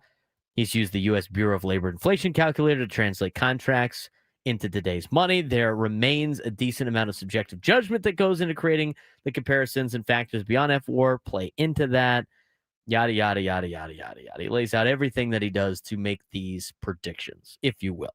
You follow me so far? You following Tim Britton, who you call a nerd so far? Sure. Okay. There's a lot. He doesn't just wing it and be like, hey, Kyle Tucker, 10 years, 350. He's got a rhyme and reason for everything. Seems fair enough. If you want to check out this article, it's on the Athletics page, and it is titled, not nerd, but what will Kyle Tucker, Bo Bichette, Dylan Cease, and other MLB free agents make this offseason? It is entitled, I have way too much time on my hands. You know what? These guys get paid to do this stuff. It's way too much time on their hands if they don't get paid to do this, Frank. Then it's like, all right, buddy, time to get a job. But this is his job, so good for him. What's that song by Doing This? The song Doing This by, oh my God, Luke Combs? Sure. If I wasn't doing this, I'd still be doing this. It's basically what Tim Britton would be doing, be writing up contracts for his spare time. It's weird when you do it in your spare time. It's work. It's cool when you do it for a job. Okay. I don't want to spend too much time on some of the big names, but like here's like an example before we talk about the Padres. Would you say that Kyle Tucker's most prominent player on the market? Yes. He's the guy. 29 years old. He'll be 29 in June of 2026. That's where all these ages come from. Here's the excerpt on Kyle Tucker. He kind of explains everything about it. Okay. Tucker stands to cash in thanks to 2 deals signed in the last 12 months. Juan Soto's $765 million contract with the Mets. Thanks, Frank, for your team for overspending on Juan Soto to make everything more expensive. Thank you. No problem. And Vlad Guerrero Jr.'s 14-year, $500 million contract extension with the Blue Jays. Let's look at how Tucker ranks with those two and some other big-name free agents of late. Aaron Judge, Shohei Ohtani, Juan Soto, Kyle Tucker, Vlad Guerrero Jr. are the comparisons for these players for the Kyle Tucker situation when they signed.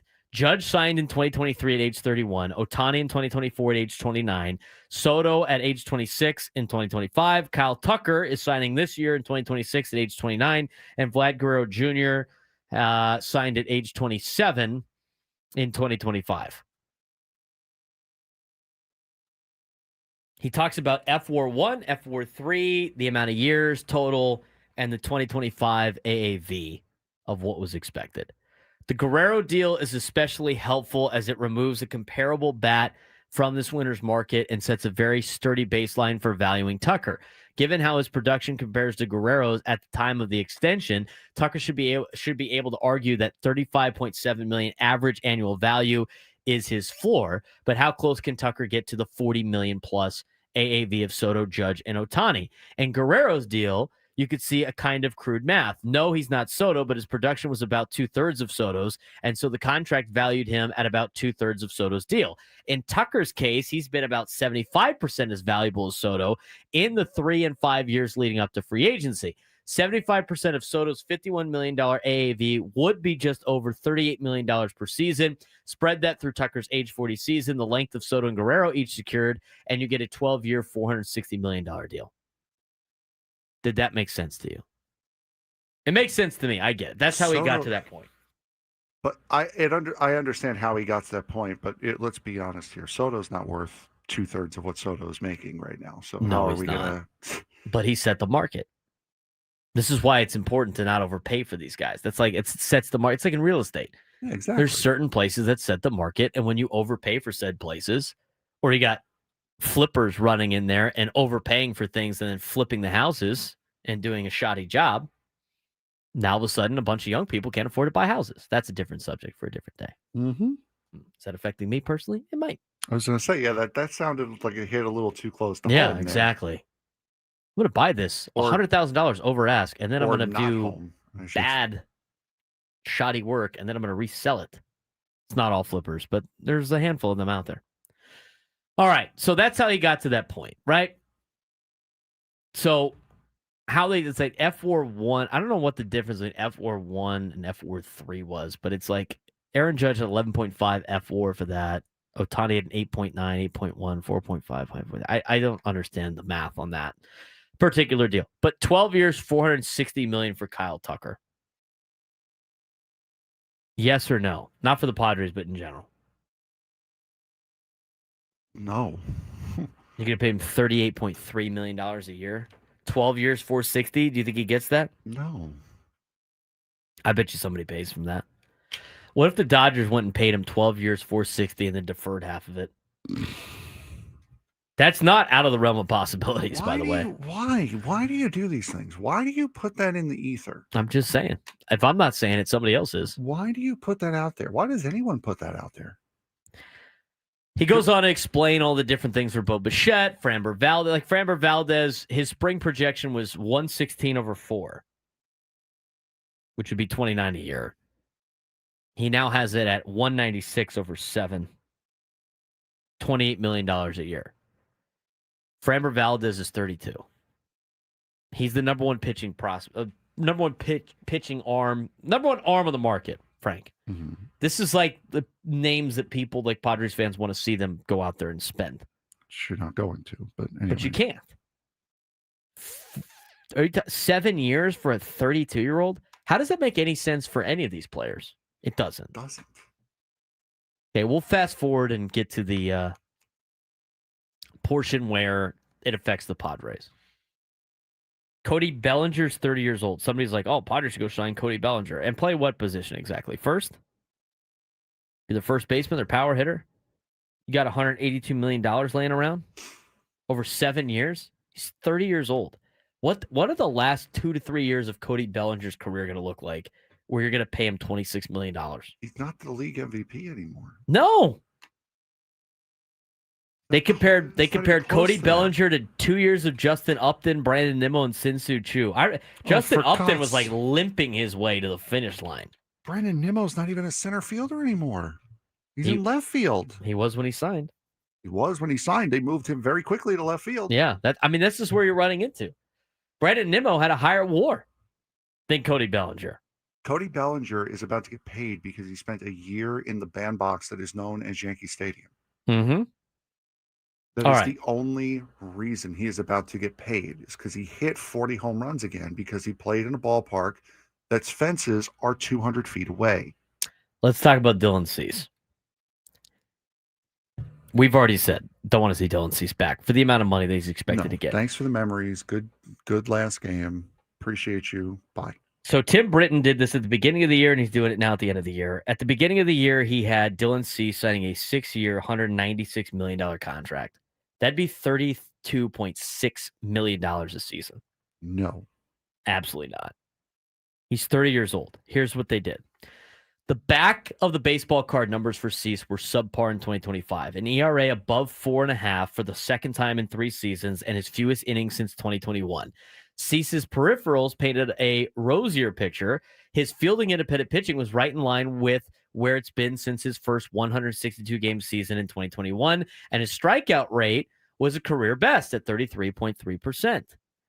He compared Dylan Cease to John Lester, who signed in 2015 at age 31, and John Lackey, who signed in 2010 at age 31.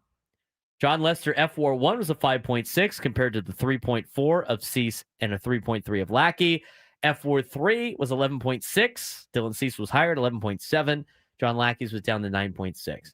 Lester got a 6-year, $155 deal, which would equate to a $35.9 million a year in 2025. Was that his Boston deal or his Chicago deal? Signing in 2015? That sounds like that a would have been Chicago deal. Yeah. And we knew what John Lester, got him a World Series. Yeah. And then was kind of there and then couldn't throw to first base. John Lackey got 5 years, $82 million, which in 2025's terms would equate to a $24.8 million a year. Here's what he had to say about that. The Lester comparison isn't crazy. Lester endured some prolonged rough stretches leading into his free agency, though he sequenced them better, entering the market off arguably his best season and 1 year removed from being a World Series hero. Cease won't get that number, at least not accounting for inflation, but he'll probably join a group of pitchers paid more for their stuff and peripherals than for ERA, a cohort headlined by Zach Wheeler. Cease offers an intriguing mix of potential thanks to 2 top 5 Cy Young finishers and durability. No one has made more starts than his 174 since 2020. In a market without a bona fide ace, that should work in his favor. Projection, $174 million over 6 years, $29 million a year. No, thank you. No. God, no. $30 million a year.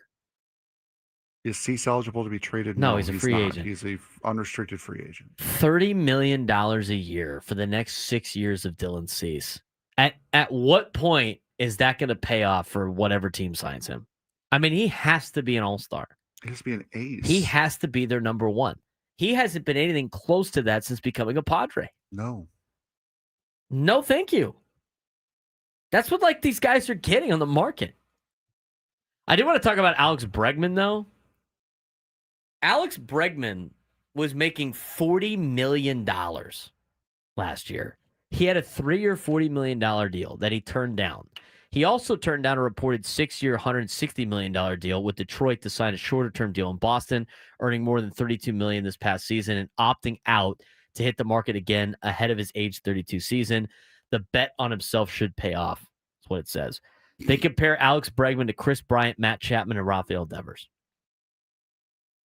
I think those are fair comparisons. Yes. Bryant got 30.2 a year in this day and age of money. Devers got 31.8 in this day and age of money. Matt Chapman got 25. Chapman got a 6-year deal. Bryant a 7-year deal. Devers a 10-year deal. They say the projection sits at 6 years, $171 million. He was expected to make $40 million next year, and he turns it down. And instead, he's going to get 3 extra years, but less money. He's going to get $28.5 million per season. Is it better to have the $40 million a year for 3 years, or is it better to have 28 per year for 6 years? It depends on what you want. If he wants long-term security, like as far as I'm going to be playing for this franchise for 6, 7, 8 years, then yeah, him opting out was smart. But if he's going after, he's going to get less money. If he's going after the money, he's an idiot. If he's going after the money, he's an idiot. He just lost a lot of money. Even though the overall number is more, the value is not more because of inflation. Money is worth more today than it is tomorrow, and 40 a year for 3 years is a lot better than, I'm sure if you calculate it, and if I spent the time to go and calculate it, maybe it's a little bit better at 28.5 for the next 6 years. But the reality is, it's like, why would you turn down $40 million next year? I mean, unless he really just hated Boston that much. It makes no other sense. It could be possible. It makes no sense. Unless he hated Boston that much. I don't and even that, like if I were a Boston Red Sox fan, I would be furious if they don't re-sign him, because you traded away your franchise, you aggravated and then traded away your franchise player for this guy, and he just up and leaves, and you get nothing in return. I would be fuming if I were a Boston fan if they don't re-sign him. The interesting one here is, and I want to get to Michael King, but I also want to get to Pete Alonso for a couple of reasons. One, it's going to drive me nuts. It's going to drive you nuts into Mets fan. And 2, Tim Britton covers the Mets on a daily basis. Yes. So he's been doing this for a long time. We're going to talk about what Pete Alonso is expected to get and why I think the Padres should sign Michael King tomorrow if this is the number that it's expected to be in Michael King's pocket. Pays a light bill, too. Yeah. These guys could definitely afford that for sure. We'll talk about it when we come back. Braden Surprenant Show, San Diego Summer Sports Station 97 to the Fan.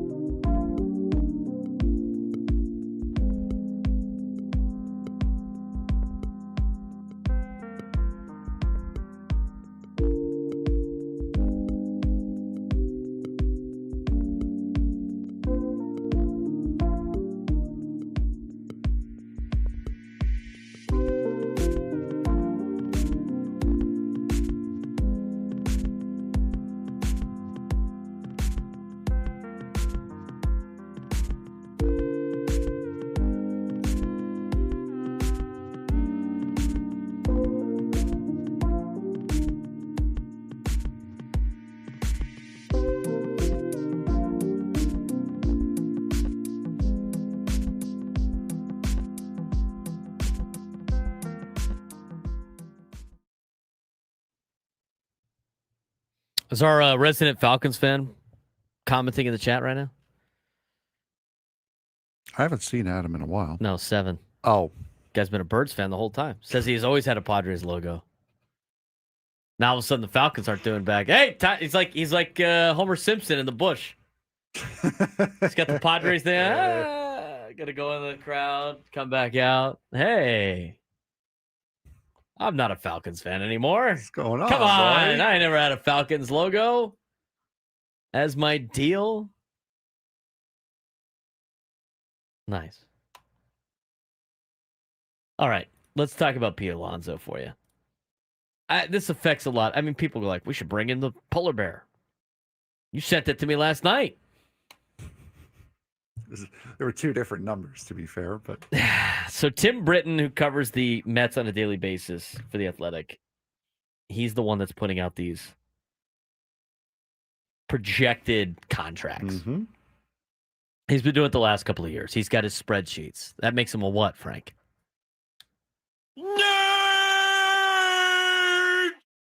Nerd. So here's what his thing said on Pete Alonso. Since I cover the Mets, I've been doing Alonso contract projections for years. Spring of 2022, he had Alonso making $160 million over 8 years. God, you should have taken it then. Yeah. 160 divided by 8. $20 million a year. Should have taken it then. Spring of 2023. Tim Britton's got him at 207 over 9. Probably even better. Yeah. Spring 2024, 190 over 7. Almost $30 million a year. Yep. Fall of 2024, 140 over 5, $28 million. It's gone up every single time. Yeah, it has. And of course, what did he sign for last winter? 2 years, 54, with an opt-out allowing him to hit the market again this winter. Mm-hmm. Like his former high school teammate, Tucker, Pete Alonso benefits from the massive deal Guerrero signed in the spring. Guerrero's extension revived a first base market that has been stagnant for a decade. However, Alonso will be 31 next year, hasn't delivered the kind of peak near MVP performance Guerrero had before his extension, and still sits a rung below the production level of other first basemen who signed big-time contracts. Mm-hmm. They made the comparison for Pete Alonso with Vlad Prince Fielder in 2012 when he was 28. Chris Davis, remember that great contract? Mm-hmm. In 2016 when he was 30 years old. Freddie Freeman in 2022, his Dodger contract. Albert Pujols in 2012, and Mark Teixeira in 2009. Pete Alonso's numbers aren't even close to those guys, at least on the graphics. Mm-hmm. Teixeira got 8 180, Pujols 10 240, Freddie Freeman 6 162, Chris Davis 7 161, Fielder 9 214, Vlad Guerrero Jr. 14 over 500, 14 years $500 million. Mm-hmm. You can make the case that Alonso is the high man in the next tier down rather than the low man in the top tier. Would you rather? I mean, I would compare him to Christian Walker, Mike Napoli, Carlos Santana, Josh Naylor instead. No, I wouldn't. You had to compare him to all these other players where he's not even close to their war? I think Prince Fielder's an apt comparison because Prince Fielder was a power hitter only, didn't really hit much for average, and was a decent defensive player. That is what Pete Alonso is. Pete Alonso will never hit for average. He was doing that earlier this year, but then he stopped doing that for God only knows what reason. So I think the Prince Fielder comparison is an apt comparison. He goes, that said, I do think WAR tends to underrate the value of a pure slugger with defensive limitations like Alonso, especially one as durable as he's been. I think he'll end up occupying the space between those tiers with a chance of getting $30 million per season on a shorter deal and an AAV just below it on a longer one, which is all to come around the same projection as last year. He's got him at 5 years, $140 million. Steve Cohen, you got it. So you got it. $28 million a year. Cohen, you got to write that out. You have to write that. That's the kind of money that, like, I told, like, when Padres fans like sign the polar bear, they ain't signing him for that. Met fans will not be able to accept losing Jacob deGrom and Pete Alonso so close to each other. When they have more money than anybody else in Major League Baseball. Pete Alonso is the David Wright of this generation. He is a career Met. He is, as the fans see him, he is the guy who is going to be the next. He's going to be a Met for his career. That is the guy. If he cannot come to an agreement with that, that's going to hurt the fan base a lot. That is going to hurt the Met fan base a lot. Let's get to Michael King. Free agency is about timing, as laid out by Tim Britton. Had King been a free agent last winter, coming off of a 7th-place Cy Young finish in his first full year as a starter, he would have made 9 figures. He pitched nearly as well in 2025, but only as half as often, missing time with shoulder and knee ailments. An interesting comp for Michael King is C.J. Wilson in 2012 at age 39. He signed a 5-year, $77.5 million deal. At 39? 31, sorry. Oh, I was going to say, jeez. 31 in 2012. He had a 4.9 F-WAR and a 10.8 F-WAR 3. What is the difference? I got to figure out what the difference was on that. He would so CJ Wilson signed a 5-year, $77.5 million deal, $22.2 million a year per 2025 AAV. I would suspect the deal for King, this is what Tim Britton says, to be creatively structured, guaranteeing a good amount of money on the front end with an opt-out structure for the back end. Think a 3-year deal at $75 million with an opt-out after each season. 3 years, $75 million. If that is the case, Same structure Bregman had, just not the money. it's 25. That's a structure that is like an AJ Preller structured sign. 3 years, $75 million. That's 25 a year. That's $3 more million than the qualifying offer. You might as well offer him the qualifying offer and then maybe sign him later. Too bad you don't get a draft. You don't get your own draft pick. You end up signing him after the qualifying offer. 3 years, $75 million for Michael King with opt-outs. I would totally do that. I would too. And again, as far as we know here in San Diego, this was the injury that kept him out the entirety of the year last year. Well, the vast majority of the year last year was a fluke injury. Slept wrong. Anyone could do that any given day. The knee inflammation after not pitching all season, I think is a little bit more of a concern, but I don't think it's a reason to shy away from 3 years, $25 million. I don't think it's that big a concern. I think the bigger concern was the fact he only pitched one inning in the postseason. I think that was the biggest concern. Now knowing what you know about Yu Darvish, King should have started that game. They went with Yu Darvish with a bad elbow over Michael King.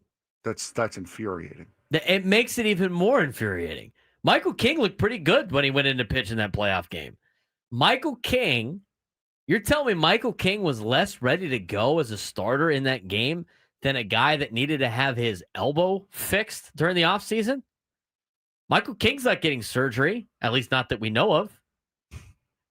Maybe he's waiting to sign to be able to perform surgery or whatever, but it makes it, with the news yesterday from Yu Darvish, it makes that entire game even more baffling in what they decided to do. But again, King wasn't going to start on a bad. Yu Darvish started on a bad elbow. What's the difference? And again, because he's an impending free agent. I mean, you're not right, but you're not asking Michael King to go out and throw 7 innings. How many? What did Darvish throw? An inning? He threw. I don't think he made it through. Oh no, he made it through. He made it through the first. He made it through the first, and then he didn't get tagged in the second. I don't even think he got an out in the second. Michael King did that later in the game. What does it matter? They probably pitched the same amount. They should have just had King started. You go 2 innings. I mean, if you're only going to get an inning out of a guy in Yu Darvish whose elbow needed to get repaired during the offseason, why didn't they start Michael King? It asks more questions. Looking at the box score from Game 3, Yu Darvish went an inning plus, 4 hits, 2 runs. So he had an inning in a third? Strikeout. No, an inning plus. It's 1 inning on his he went 1 inning. Michael King, 1 inning and hit 3 punchies, no walks, and was taken out for Wandy Peralta. Right. Max is saying King isn't going to risk his money to win a World Series. Basically is what you're saying. So that means the guy's uncompetitive and doesn't want to play. I mean, that means he's Josh Hader. I mean, if we're at a point now where you cannot play players that are free and pending free agents, then what are we even doing? Seriously, what are we even doing? Yeah, exactly. What's the point? What's the point? What's the point of having him on the roster? Yeah, at that point in time, like all free agents should just get cut before the playoffs. Like, well, I can't use this guy because he's got a contract he's got to get during the offseason. It makes no sense. And the more the information with Yu Darvish makes it even less sense now. 3 years, $75 million. I'd sign up for that right now. That's worth the price of admission. And again, this is what it's going to cost to get a starting pitcher on your team anyway. And again, the point was that you're not asking King to go 7 innings. You're asking him to go 3, maybe 4. The first sign of trouble, he's done. It's not a regular season start. I would not do the same as a player. No, I want the ring, bud. I want to win. I'm a competitive person. I want to win everything. I am so overly competitive that people call me a bleep when I go out there and play softball because I want to win. I mean, of course, I want the bag, but they're all getting paid so much money. It doesn't even matter. The bag doesn't matter compared to the ring. It doesn't even matter. I can't buy the ring. And he still pitched the same amount as Darvish did anyway. So that the argument doesn't even make any sense. I just, the Scherzer thing was 115 is what they said in this article. I would sign Michael King to a 3-year, $75 million deal with opt-outs. I think it's fine. I honestly, I would up it. I would up it to 4 and 100. With maybe opt-outs? 5 and 125 with, I would say, an opt-out after year 2 and year 4. Maybe an opt-out after year 3 if it's a 5-year. I could do that. This is the going rate for pitching. Like, if the Padres can't afford this, they really can't afford to add to their roster anymore. That's like the whole thing about the cheap deal, right? The going rate for players continues to go up. And if they've already spent the money on other players, I don't see their payroll ever going up. But if everything's going up, that means the revenues are going up. They should be able to spend more money to keep pace. Like they're not going to be able to not go over $200 million. What needs to change is like the luxury tax thresholds is what needs to change, or the fact that they need to put in a salary cap. But the reality is, like, the Padres have to spend money to keep up with everybody else. 3 years, $75 million? I'd do that. Michael King. I would, for me, I would lock him up even longer than that. I would go 5, 125. It's the same. It's the same $25 million a year, just longer. The Ryan O'Hearn one is interesting, and we got to take a break. You compare this Ryan O'Hearn to Anthony Rizzo, 2022 Rizzo and 2023 Rizzo. This projection has him making way more money. 2 years, $36 million. 2 years, $36 million. I don't know if I'm paying Ryan O'Hearn $18 a year. Are you paying him $18 a year? I'm not paying him $18 a year. Absolutely not. No, I'm not. He's not going to have the same production in San Diego as he did in Baltimore, at least from a power number standpoint. It's going to be better than Luis Ariz, but $18 million a year for Ryan O'Hearn? Thanks, buddy, but no thanks. If King accepts the qualifying offer, then he's on your team for $22 million. Yeah, then you got him on a 1-year deal for $22 million. Deal with this next year, then. Yeah, you got to do this again. Maybe he does. Maybe you get him to accept the qualifying offer. I doubt it. Nobody accepts qualifying offers. R. Barker asking the real questions here. Can Ryan O'Hearn bunt? I don't know. We haven't seen him do it too much. Clay, you put in the opt-outs to make it more enticing for paying him less money. That's why you do the opt-outs. I mean, if you want a contract with no opt-outs, you're going to have to pay more. And if you can't afford to pay more, you have to sweeten the deal somehow. Like, I don't understand. Like, a lot of people, like the old guard doesn't understand that with some of these contracts that are handed out. Which is fair because it's a newer thing. You have to get creative to sign the guys that you want to sign.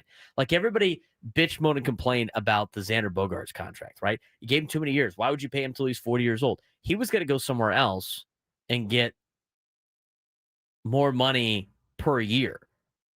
They're trying to get the AAV down. So you're still paying them the same amount of money, and you have to pay a little bit more in California because of taxes. And so you have to pay him. You're still paying him the $240 million, whatever it is. But instead of it being spread over 6 years, where it dings you big for the AAV when you signed him, you pay him over 8 years. And so now all of a sudden it's spread it thinner so you can control your AAV. Matt, we're not saying give Ryan O'Hearn a qualifying offer. He would accept it. They wouldn't give him a qualifying offer anyway. The qualifying offer we're saying with Michael King, not with O'Hearn. The Padres can't afford to just give out traditional contracts. They have to get creatives. That's why you do opt-outs. That's why you do, you haven't seen a lot of deferred money because you got to convince a player to get paid less and get paid what's worth less because money's more valuable now than it is in the future. But this is like what you have to do to get these contracts to work. That's why you gave Manny Machado an opt-out after year 5. Mm-hmm. This is how you get these players to play for you. Otherwise, you're not going to be able to compete. I think the Padres have done a great job being creative as much as they can to try to get some of these players. 833-288-0973, 833-288-0973. They love the business side of baseball. We'll discuss more about this when we come back on the Braden Surprenant Show, San Diego's #1 sports station, 97 through the Fan.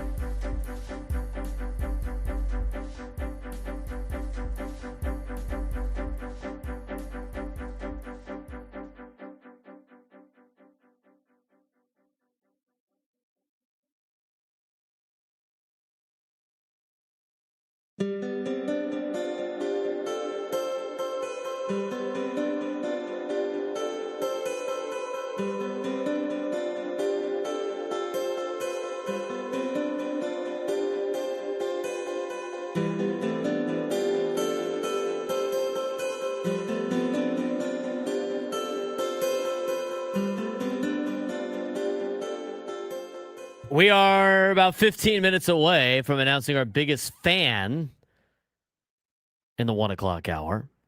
This holiday season, too many San Diegans will go hungry. Join 97 through the fan and support the San Diego Food Bank. Donate food directly online through our Odyssey San Diego Fund, where every donation helps feed local families. Go to 97throughthefantasy.com and give today.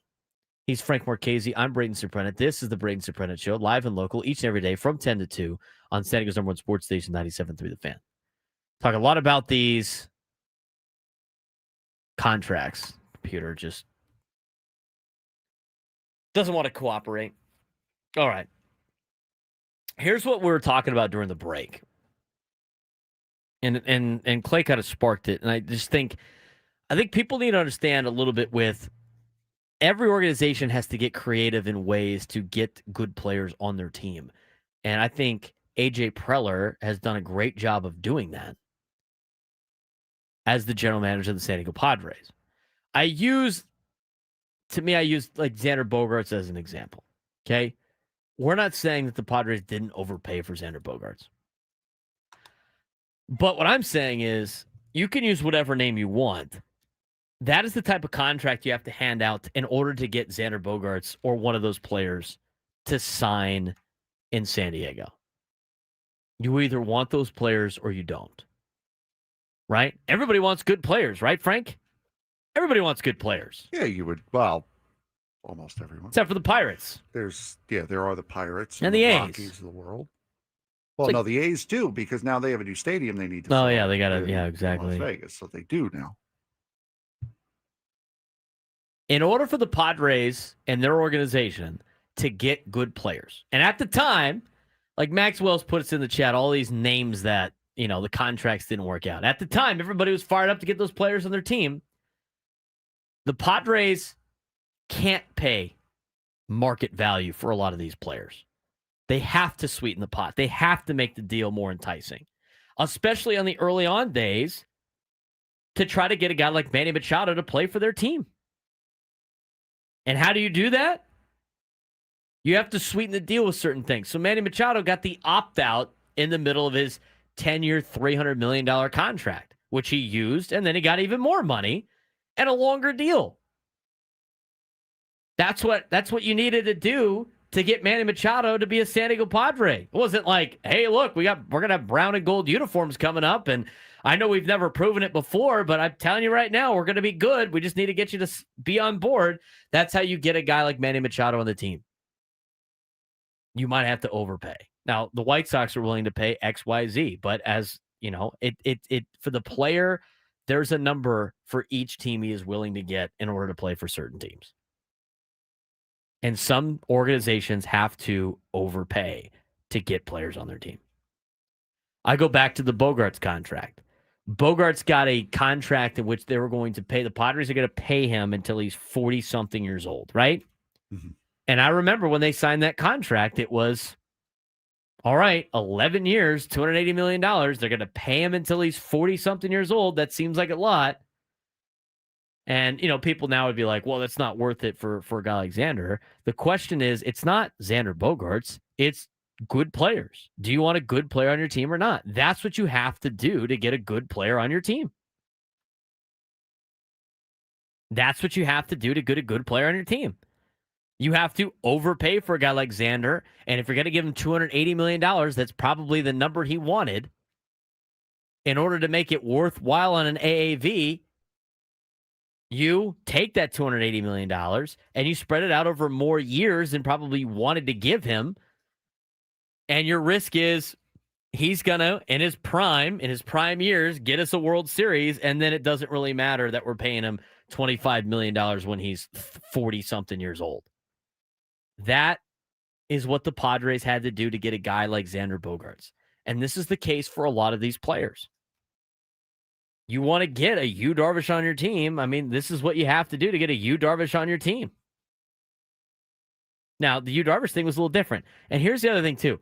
I think Peter Seidler was giving away. I mean, some of the contracts that some of these guys have gotten were just like paying Jake Cronenworth was a gigantic waste of time. It didn't make any sense when it happened. Giving Yu Darvish a contract extension didn't make a lot of sense when it happened. Those are the two, to me, that are the biggest red flags. The Xander Bogaerts contract wasn't. Signing like a shortstop didn't make a whole lot of sense.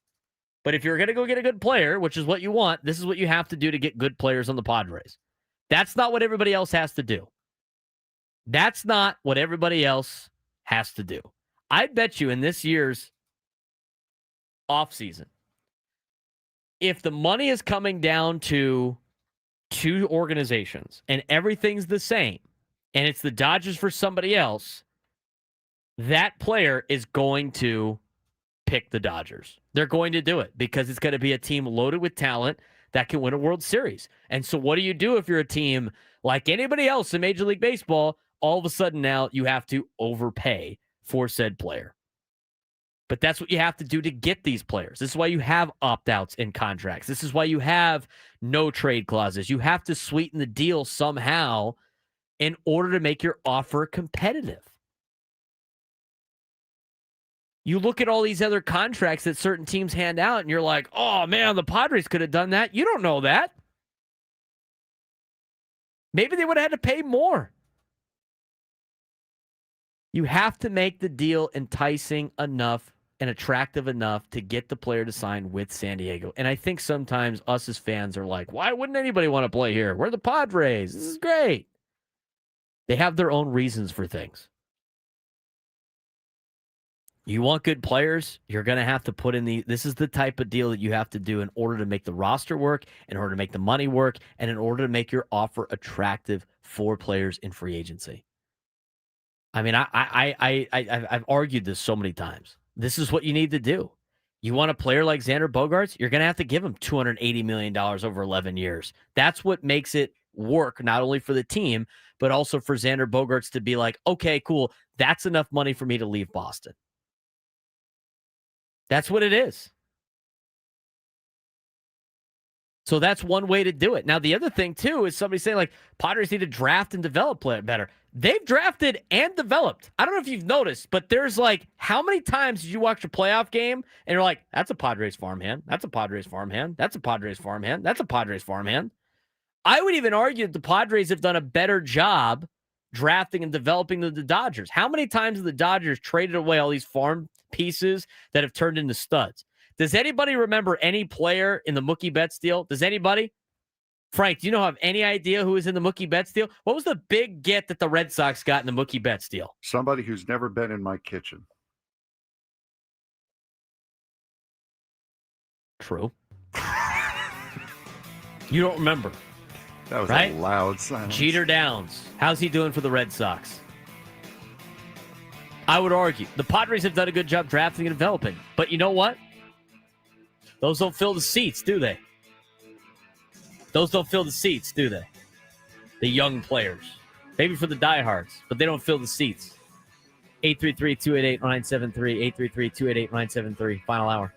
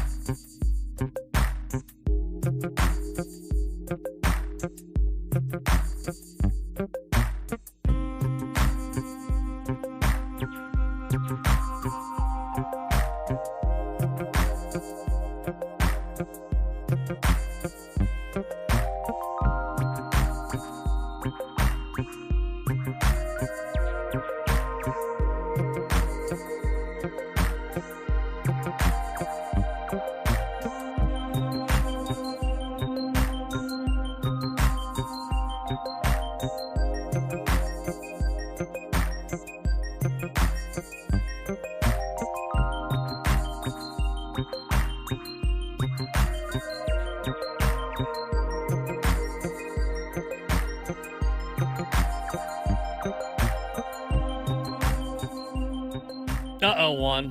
Juan spurred a problem in the chat. We'll take care of Juan here in a second. But it's that time, Frank. Oh, it's that time. What time is that? It's 1 o'clock. You know what that means. Nap time. When have you ever taken a nap at 1 o'clock Monday through Friday during this show? Or do you just do that all the time? We just don't even notice. Let a man dream, all right? And live in the 1 o'clock hour, Frank is taking a nap. Back to you. It's time for the biggest fan. It is time for the biggest fan, yes. Biggest fan. We're 2 for 2. We are 2 Trying for to make 2. it 3 for 3. All right. Today's biggest fan, Katrina Faisal. Faisal? F-A-E-S-S-E-L. Katrina Faisal in San Diego. Katrina Faisal in San Diego. You have 10 minutes to call in to be qualified for today's biggest fan contest. 833-288-0973. 833-288-0973. Has Frank hit the button yet? And it's 10 minutes now. Starts now. Katrina Faisal in San Diego. You have 10 minutes to call in to be qualified for the biggest fan contest. If this sounds interesting to you, remember that you have an opportunity to qualify for a night in our Odyssey Suite at a future Padres game with all of the fan staff. If you're interested in this, you can register your name at 97thefan.com/biggest-fan in order to potentially have your name called. Katrina Faisal, you are today's biggest fan. Call in. Do it now. You got 10 minutes. We want to keep the streak alive, Katrina. Get after it. Anyway, there's that. Let me know if they call in. No! Hold on. Might have gotten it already. What is Rod? Rod like knows everybody that's on this thing. He's running a biggest fan underground right now, it seems like. All right, we got her called in. Heck yeah. 3 for 3. 3 for 3 on the Braden Surprenant Show. How about that, Frank? Round of applause. 3 for 3 on the Braden Surprenant Show. Ben and Woods are 3 for 3. Gwen and Chris, they do be slacking. What are they, 1 for 2? Yeah, 1 for 2. You know what? That's a Hall of Fame batting average still. Hitting 500, man. It's not bad. Rod, just the guy that was the biggest fan last year, is just on it. Just getting people to call in. Rod is the 97.3 phone book, apparently. Yeah. He's got everybody's phone number in here. That's right, Elizabeth. Let's keep it rolling. Keep it going. The more qualifiers, the better. Yes. It's more be fun great for us, too. It's going to be great. Want to wish Go Aztecs a safe recovery and a safe procedure tomorrow. Look forward to having you tuned in with us again. Big Aztec win last night. We're going to talk about that later on. We'll talk about the contracts and stuff like that. We'll talk about this more as the offseason progresses. I just like, for anybody that's ever been in the process, and I'm in the process of trying to buy a place to live, which is almost impossible in California. It's so hard. But in the process, you have all of these competitors, right? And the people that are selling the house, that is your player you're trying to woo, right? And it's how bad do you want that player on your team when you have all of these competitive offers and everybody throws in something different. We'll expedite the process. We'll try to close escrow in less than 30 days. We will have our realtor waive commission. I mean, there's all these different things in order to get the house.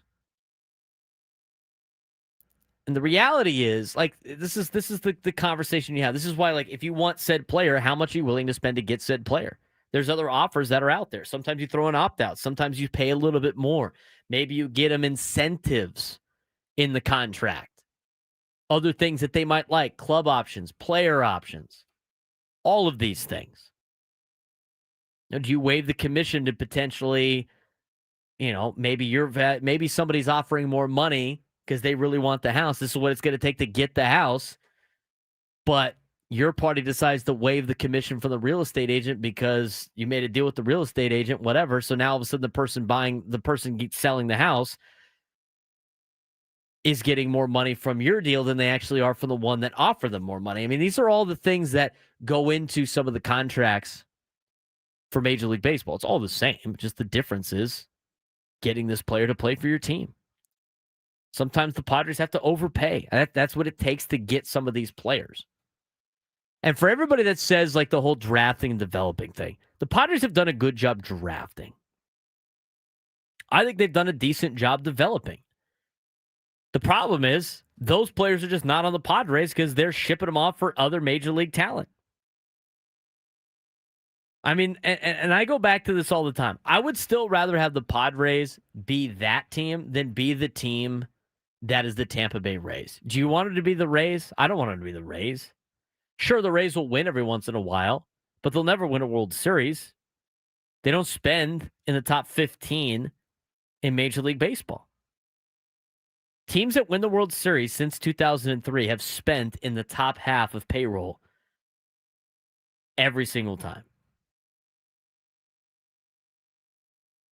And so when you look at said players that the Padres have, you want good players? This is the cost of doing business to get good players. I already saw what this team was like and this organization was like before A.J. Preller, before this ownership came in. And that was the whole, we're going to draft and develop, and we're going to have good pitching and defense. And you know what happens when you're the drafting and developing team? You fall in love with the players for 2 years, and guess what happens to them, Frank? They get shipped off to other teams because you can't afford to keep them there anymore. Mm-hmm. There's only a handful of organizations that could do both things. They have the resources to do both. Do you think it's free to draft and develop players, Frank? Is it free? No. No, it's not free. It costs money to do that. It takes resources to do that. Just because you're spending less money on your AAV and your contracts and everything like that with your major league team, you have to have money. New York Mike, look up the Royals. Look up the Royals money in 2015. We've talked about it. They were a top 10 payroll in 2015 when they won the World Series. Coincidence? I don't think so. It costs money to do that. The Padres have a finite amount of resources. Everybody's got a finite amount of resources. That's a fact. I like using these numbers all the time because it's simple. Follow me so far, Frank. Mm-hmm. Let's say the Padres have $500 million to spend on everything in their organization. Mm-hmm. And we're just going to factor it in the sense of developing, what they need for development, and what they need for major league roster. They have $500 million to work with. Let's say they take the $500 million, and right now it seems like they're taking the $500 million and they're investing like 70% of it into their Major League Baseball team and about 30% of it into their minor leagues. Mm-hmm. Well, if you're only investing 30% in your minor leagues and you're investing 70% in the Major League team, Major League club's going to have a lot of big players, and guess what's going to lack? The minor leagues, right? Mm-hmm. The Los Angeles Dodgers, and again, I hate using this comparison because it upsets people because they get distracted by the whole Padres-Dodgers thing, and then all of a sudden Dodgers fans come out of nowhere and go like, you're complaining about this. Everybody pays the same. No, you're dumb. Shut up. The Dodgers have $1 billion. No, you're dumb. Shut up. Let's say they have $1 billion because they have double what the Padres have, and not just the Padres, but everybody else. And you know it's the truth because of Forbes' revenue that they had. So if the Dodgers have $1 million, $1 billion to spend on both development and Major League Baseball, they could even split it evenly. If they split it evenly, and they have $500 million into their Major League team and $500 million in their development, the Dodgers are going to be able to develop players a lot better because of the resources they have spent in the developing. Because say what you want. Let's just say the Padres did 50-50. They're spending half of their money in developing players and half of their money in their Major League roster. That's $250 on the Major League roster, $1 million, $250 million in their development. The Dodgers go 50-50. Look, you're equaling the Dodgers in terms of percentage, but the Dodgers have $500 million into drafting and developing and $500 million in their payroll. Is that equal, Frank? If the Dodgers are spending $500 million on payroll and you're spending $250 million, and then the Dodgers are spending $500 million in their drafting and developing, and you're paying $250, is that equal? You're paying 50-50? No. No, it's not equal. And so what the Padres do is they take more of that money that they would use to draft and develop, and they pump it in their Major League roster. So they got to take money away from there. So instead of it being $250, maybe they take an additional $50 million and pump it into the Major League roster. Now it's $300, $200. The Dodgers don't have to do that. They have the same amount. They go 50-50. They're still outspending you $500 million to $200 million in the drafting and developing. It's so easy to say like, oh, this is why you got to develop players. That's fine. But to say that to throw it around like it doesn't cost money, like it doesn't cost a ton of money to get the best of the best to develop your talent. Not everybody can develop talent. Not that you don't have all those scouts. There's not like all these scouts growing on trees. You could be able to get as much as you can out of some of these scouts and do a great job, but it's going to cost you money. And it's going to cost you even more money to keep those guys around when they do a good job and then all of a sudden get plucked by the big teams that can overpay to have those scouts part of their deal. If you want to get major league talent, the Padres have to trade for it. And how they do that is trading good prospects to get those players back. It is all about money. It's a money issue. I don't know how you couldn't see how it's a money issue. You draft and develop those players and they come through the organization. Guess what? When they're good, they're going to have to get paid money if you decide to keep them.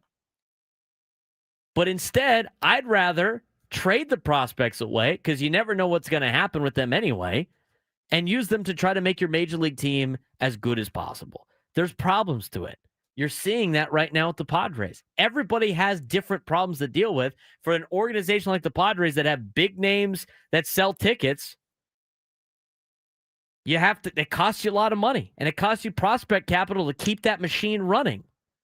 But this is how the Padres are competitive. This is how they stay competitive in Major League Baseball. There's multiple ways to do it. The Rays don't want to play that game. They want to play the game of, we're going to draft these guys. We're going to develop them. They're going to be on our team. And as soon as they're about to hit their full potential, we're going to ship them off to other teams. And you know what, Frank? How many fans of ours would be bitching about that too? Every one of them. Every one of them would be bitching and moaning. I can't believe we can't keep this guy. Why can't we keep this guy? I'm telling you. This is how you stay competitive if you're the San Diego Padres. Mike in the chat, I just saw it.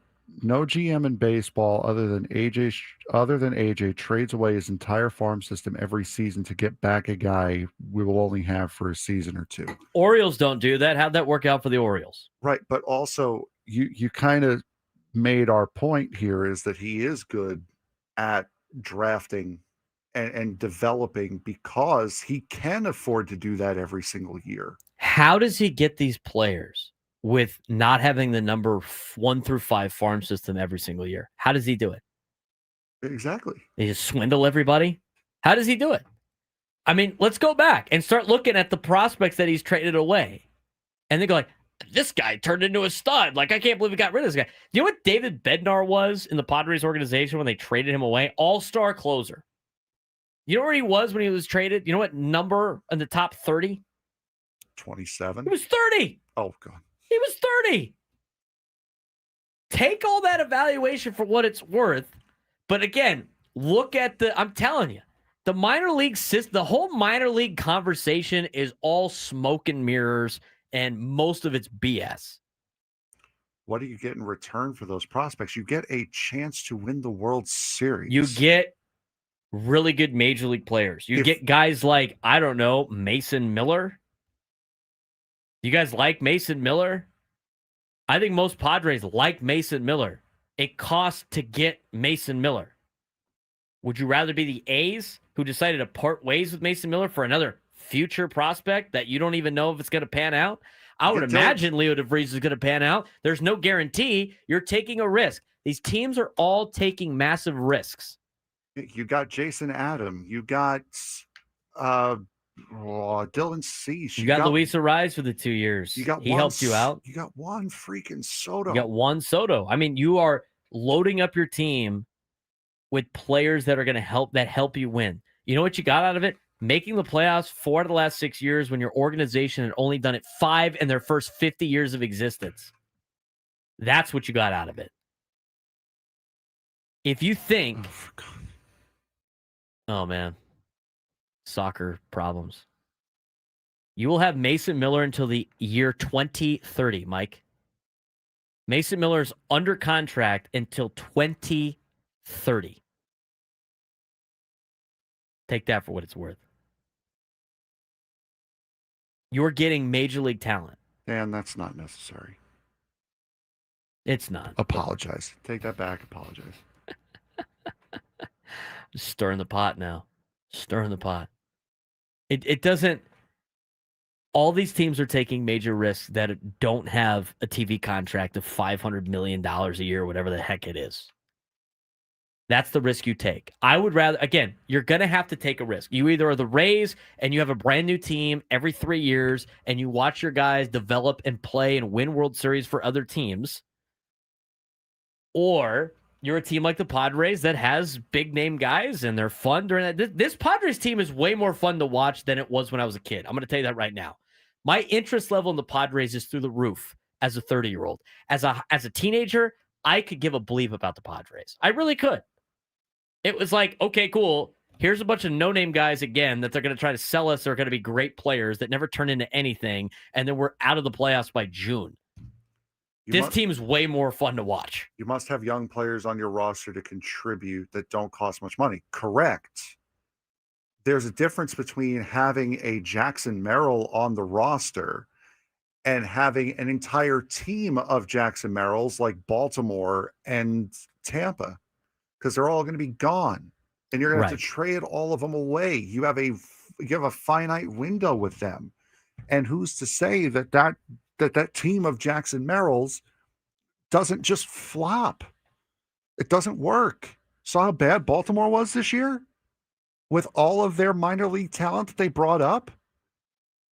It doesn't guarantee you anything. Yes, it is important. You do need to have those players on there. You do need to have that homegrown talent, those homegrown players. But there's a difference between having them as complementary pieces to your stars and having them as your team. The Marlins got lucky twice doing that. Marlins got lucky. Where have they been since 2003? I'm going to tell you right now, Jackson still is cheap. He's getting $2 million next year. He costs you $15 million to your AAV. The longer he played on rookie numbers, the less likely you were going to keep Jackson Merrill. You were almost having to root against him in order to keep him. So would you rather have Jackson Merrill's developed as a Padre, comes up, has a great rookie year, and then not have him in 5 years? So when he turns 25, 26 years old, all of a sudden he's playing for another team because you can't afford him anymore? Or would you rather have him like under contract, let's get this guy so he doesn't leave? Do you want Jackson Merrill on the team or do you not? By the time Jackson Merrill's contract comes up, that is going to be a steal of a contract. Absolutely. So again, it goes back to the question. It's the Braves with Acuna. Correct. That's how you, again, this is how you get these guys on your team. Let me ask you this. Do you want Jackson Merrill on your team? Yes or no? Answer that question for me. People in the chat, do you want Jackson Merrill on the Padres? Yes or no? If the answer is yes, that is how you keep him on the team. You're not going to be able to keep all these guys for like the limits of, oh, well, we can have him keep as a rookie and on the rookie contract for 6 years, and then we're going to pay for him.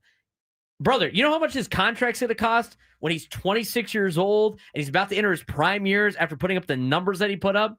You'd have to overpay for him to keep him on the team. Or you take the risk. Again, there's risk involved. This is what teams that don't make unlimited amount of money have to do in order to keep the players. This is why I continue to argue with all the dumb people about how anybody can do what the Dodgers do. No, they can't. They can't do that. You know what the Dodgers could do that nobody's talking about? They can give all this money to Tanner Scott, have him be a gigantic flaming pile of you-know-what, and just be like, all right, doesn't matter. That didn't just cripple our entire organization.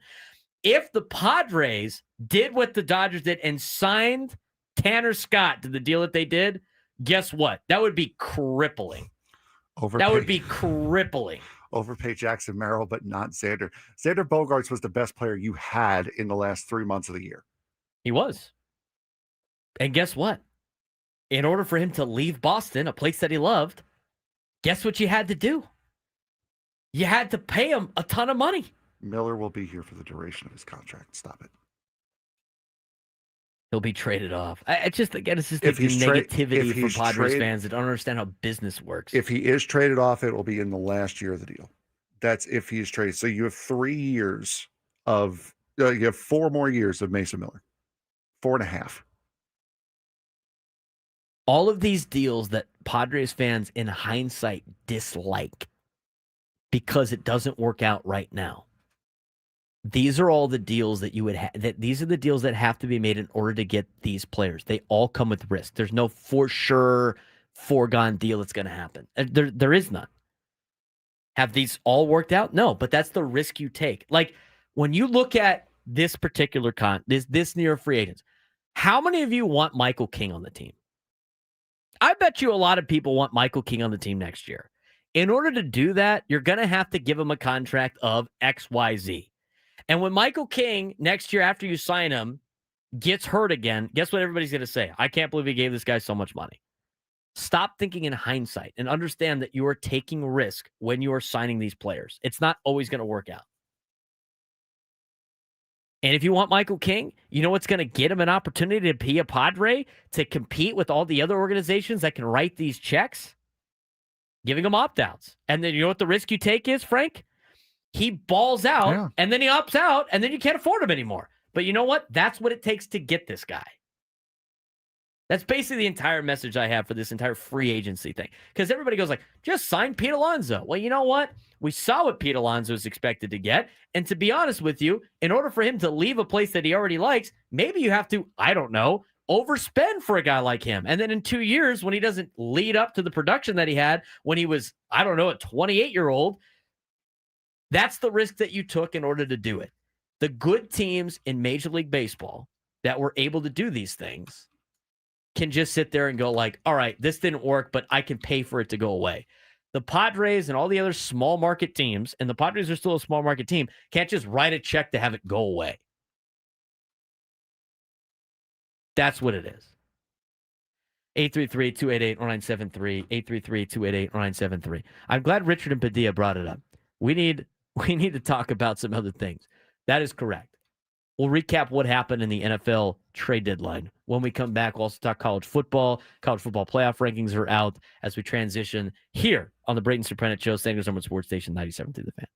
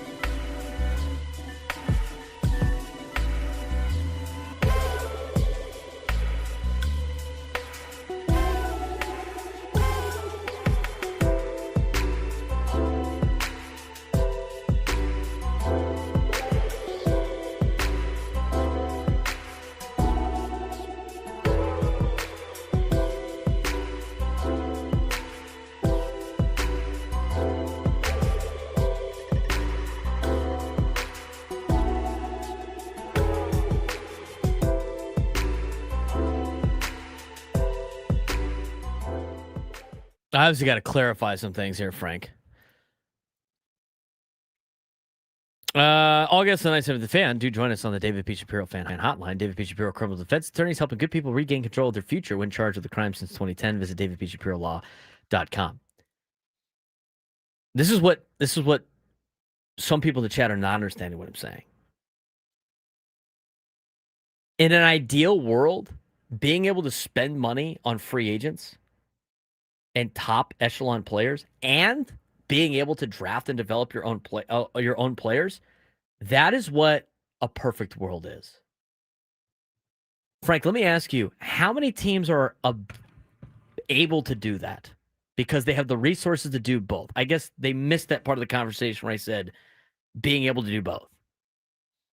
It's not a fluke that the teams with a good minor league system are consistently near the bottom of the league in payroll and are at the bottom of their divisions. Correct. It's not an extreme. This is the reality of the situation. If the Padres did what Mike in the chat is saying, they would be mediocre at both because they don't have the funds to be elite at one thing or to be elite at both things. There's only a handful of teams that are able to be elite at both things. They usually have, I don't know, big TV contracts. They have the money to do both. They're in big markets. They have big markets with big TV contracts with all of these people that watch their product. The Padres are pigeonholed in a corner of a market that doesn't have massive Fortune 500 companies or all this money to spend on advertisement on their broadcasts, and they don't get the same type of revenue. They're doing what they can with what they have. And so what the Padres do, let's say they do what Mike says they should do, which is, and again, in an ideal world, I agree, they should be doing that. But guess what they don't have? They don't have the resources to be elite at both things. So what the Padres decide to do is be elite at one thing, or at least put all their money on the major league side, which I think is the right play. They could be the Rays and put all their money in the prospects like they used to do, or they could do on the major league side and, I don't know, sell out Petco Park on a daily basis. The good teams that are doing it are not smarter than the Padres. They have the ability to do it. And that's my entire point about the whole, well, everybody could do what the Dodgers are doing. They're just so much smarter than everybody else. They're just so much smarter than everybody else. No, they're not. They're not much smarter than everybody else. They have the ability to do both things.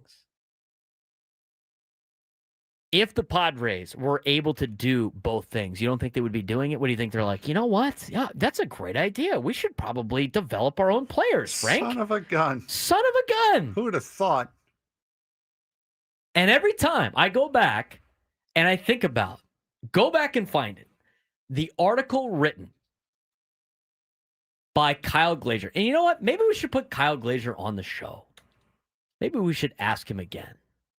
In 2020, Kyle Glazier put out an article about everything the Dodgers do. And you listen to what they do to develop their players and you go, that sounds very expensive. And guess what? It is very expensive. And they do things better than everybody else in the minor leagues because they can.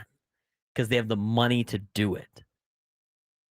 So yes, the Padres do spend a lot of money on their major league team, but they don't have the money to develop the players that they need and put the team together with the big stars that sells tickets. You understand what I'm saying? It comes down to, do you want to be a prospect hub or do you want to be a free agent vulture?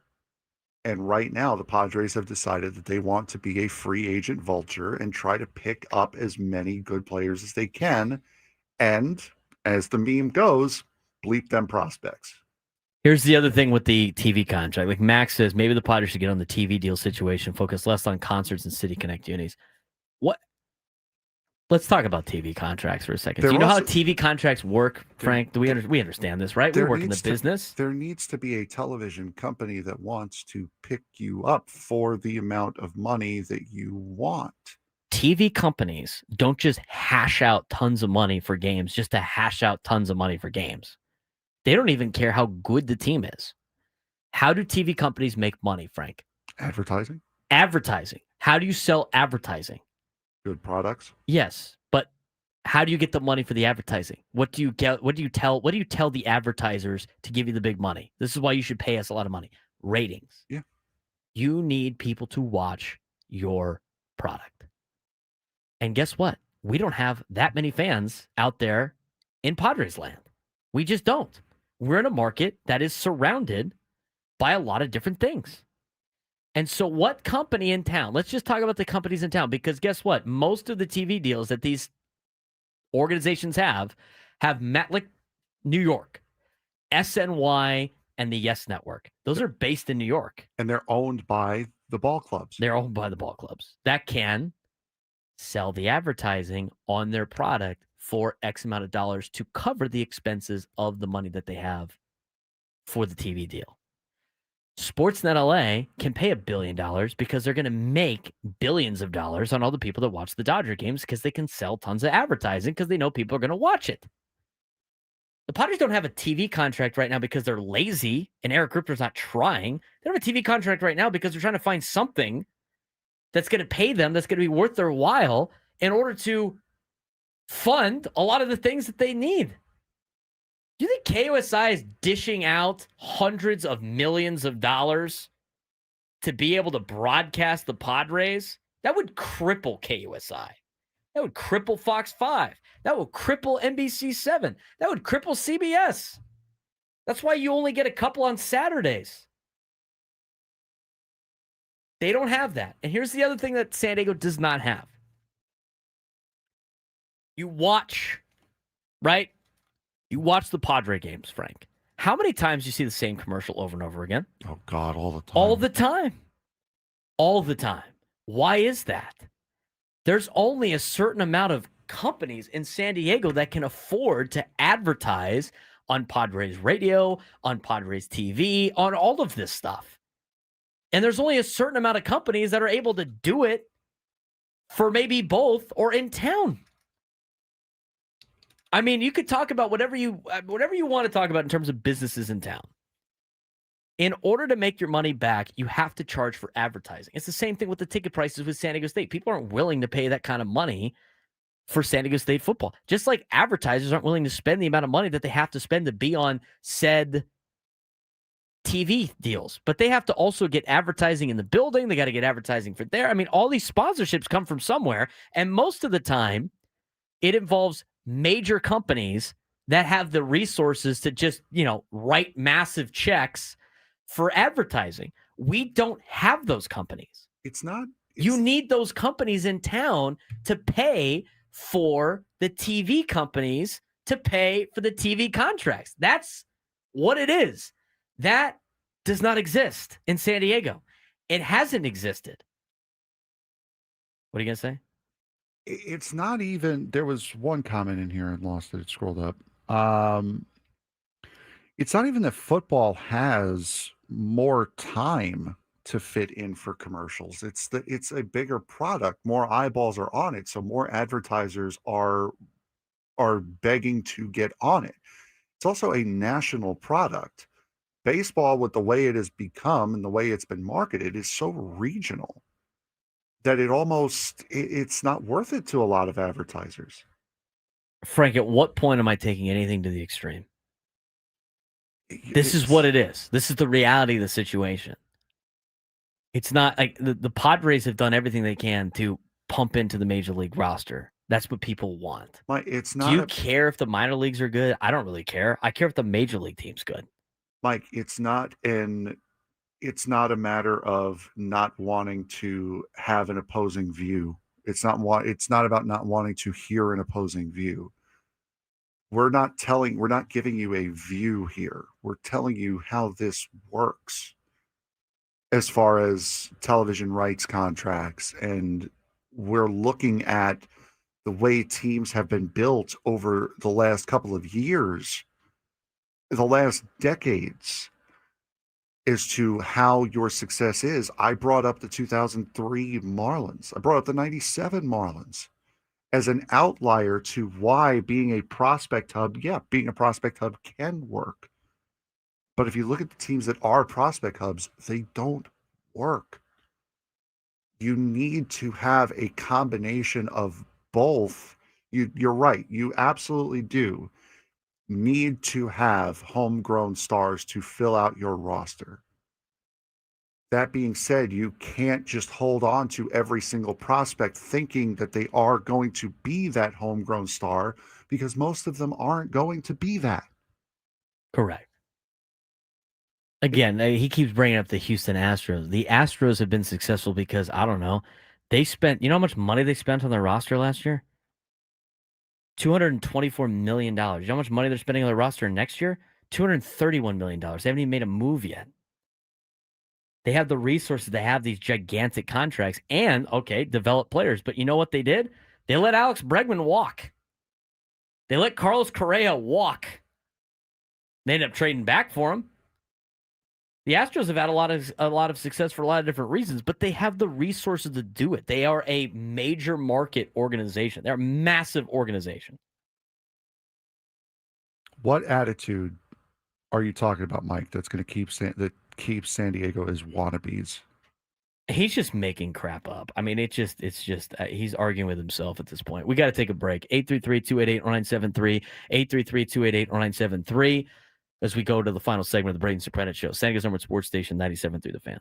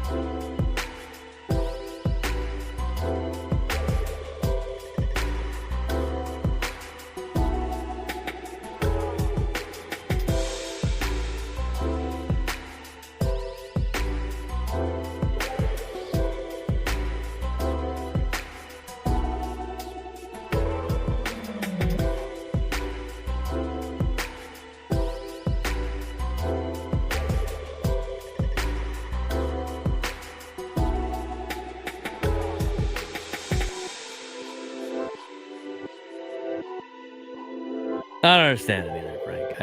I don't get it.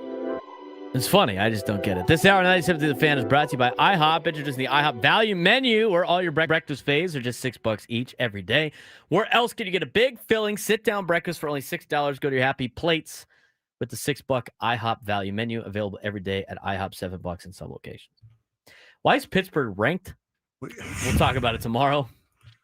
I Didn't mean, even get to the rankings today. Didn't get to the NFL trade deadline. Most of that stuff is kind of evergreen. We didn't even talk about Aztec basketball that much. We had such a fun show planned out today. We were going to congratulate Brian Dutcher on his 199th career win as a head coach. We were going to make fun of Dabo Swinney before saying, you know what, dude, you kind of have a point. We were going to talk. We were actually going to congratulate Kennesaw State on making a bowl game. We were. Yes. I don't remember that being part of the deal. No, that's in the college football vibe check. The vibe check that we haven't gotten to for 4 days. Yeah, the vibe check that we now can't do because we're coming up to making our picks with Skylar again tomorrow. Which, by the way, Skylar's probably pretty happy we haven't found time to talk about that. Yeah. Skylar had a bad old week 10. I just want to point out that both of you thought I was crazy for picking Utah over Cincinnati. I didn't think you were crazy. I go back and listen to the tape. Go back and listen to the tape. I thought Cincinnati would cover. Do not. Absolutely do not. I thought Cincinnati would cover, and they did not. Absolutely do. The far absolutely do not test me on Big 12 football. Skylar went 1-9 this week. She's distracted, dude. She's just, Yeah. It's crunch time. She made better picks when she was in Disney. Yeah, she was. She has. She feels the heat coming. Braden and I both went 5-5. Skylar went 1-9. Back in first place. Yeah, Braden's back up in first place by now 3 games over Skylar, 4 over me, who's slowly making the climb back into this fight. They're not like our boy Hayden Rogers on Twitter today is great. He tweeted at us, and he goes, B-Serp out here straight up educating the audience today. Loving it. YouTube chat needs to get him more pissed off more often. Let's not do that. Do it. Do it. No, let's not. I'll bring it every day. Let's not, because again, we were going to break down the fact that... You know what? I don't know why you're bitching about it. Your day just got a lot easier for tomorrow. We were going to break down how the Indianapolis Colts gave the New York Jets more picks than Sauce Gardner has. I mean, we had a fun show planned today. Mike is saying we should be Houston. Houston is a big market. Houston is a big market. Has anybody been to Houston? Been to Houston, Frank? First of all, it sucks, but Houston is a big market. Is one of the biggest markets in the United States. Mm-hmm. In fact, it's the 6th largest market in the United States. 6th largest market in the United States. The market serves over 6.1 million people. The San Diego market, if you just count the county, that's double the San Diego market. They have the ability to do a lot of these things. Now, if you compare the Padres to the other teams that are like the Padres, guess what? The Padres are doing pretty well compared to all those other teams. Houston's got a TV contract. They got a massive TV contract that helps fund a lot of the things that they need. But again, I'm not talking about extremes. What's not getting across is the fact that a perfect world, right, Frank? Mm-hmm. We've talked about what a perfect world is for Major League Baseball teams. A perfect world is I can draft and develop players. They facilitate the roster, and I can also go out and get a big free agent when I need it. And I have a combo of big free agent contracts and young players that are under contract for not a lot of money that I don't care if they develop and then disappear after. That is a perfect market, right? That's a perfect idea. In order for right? We're all in agreement with that, right? Yes. All in agreement with that. In order to do that at an elite level, at a level to win a World Series, you have to be able to have the resources to do those things. At what the Padres have resource-wise, they're going to be mediocre at both. So they're not going to get the Manny Machados of the world. they're going to get other players, almost like, I don't know, the Eric Hosmers of the world, the Will Myers of the world. Go back and look at the 2015 Padres through. They were doing that. You saw the resources for that. They were signing guys like Seth Smith. And then they were developing guys like Jed Jerko. It was mediocre at both. So what the Padres decided to do is we're going to invest all this money into the Major League roster, which takes a little bit from the development. But in that case, you're at least elite at one thing or really, really good at one thing. And that is a way to win games. But the problem is there's risk involved. You can either go the way of being conservative and not take any risk and be mediocre at everything, or you can put all your eggs or a lot of your eggs in one basket and just go for it. And you know what? That's what the Padres have been doing. That was the point of my entire argument. The teams that could do both things at an elite level of developing talent and spending money on free agency, those teams have the resources to do both. The Padres are not in that bucket. They have to pick. And what they did was they picked the Major League roster. And you know what? For me, Frank, I think that's a lot more fun to talk about. Yeah. I think it's a lot more fun to watch. And they're still drafting very, very well. And I understand it. And I understand it's frustrating that these draft picks that we get so hyped up about and that we always hear about, you never see them play in a Padre uniform. I get it. That's frustrating. But would you rather win the AAA championship or would you rather win the Major League Baseball championship? Yeah. Which, by the way, couple bits of breaking news here. If you are in the El Paso area and you love the El Paso Chihuahuas, as much as Frank does, you now have a chance to be their mascot for the year. Go on to the El Paso Chihuahuas social media pages. They will show you where you can apply to be the El Paso Chihuahuas mascot. And also just announced, Jimmy Johnson, 7-time NASCAR champion, will officially be running his home race next year here in San Diego. That's great. I love that news. All right. Well, hopefully I helped you guys out, learn a little bit about the Padres and the business side of sports today. Frank, did you learn something today? I learn nothing every day. I'm glad you pay attention. That's Frank Marchese. I'm Braden Surprenant. We'll be back on Thursday. Talk some more college football. Braden Surprenant Show.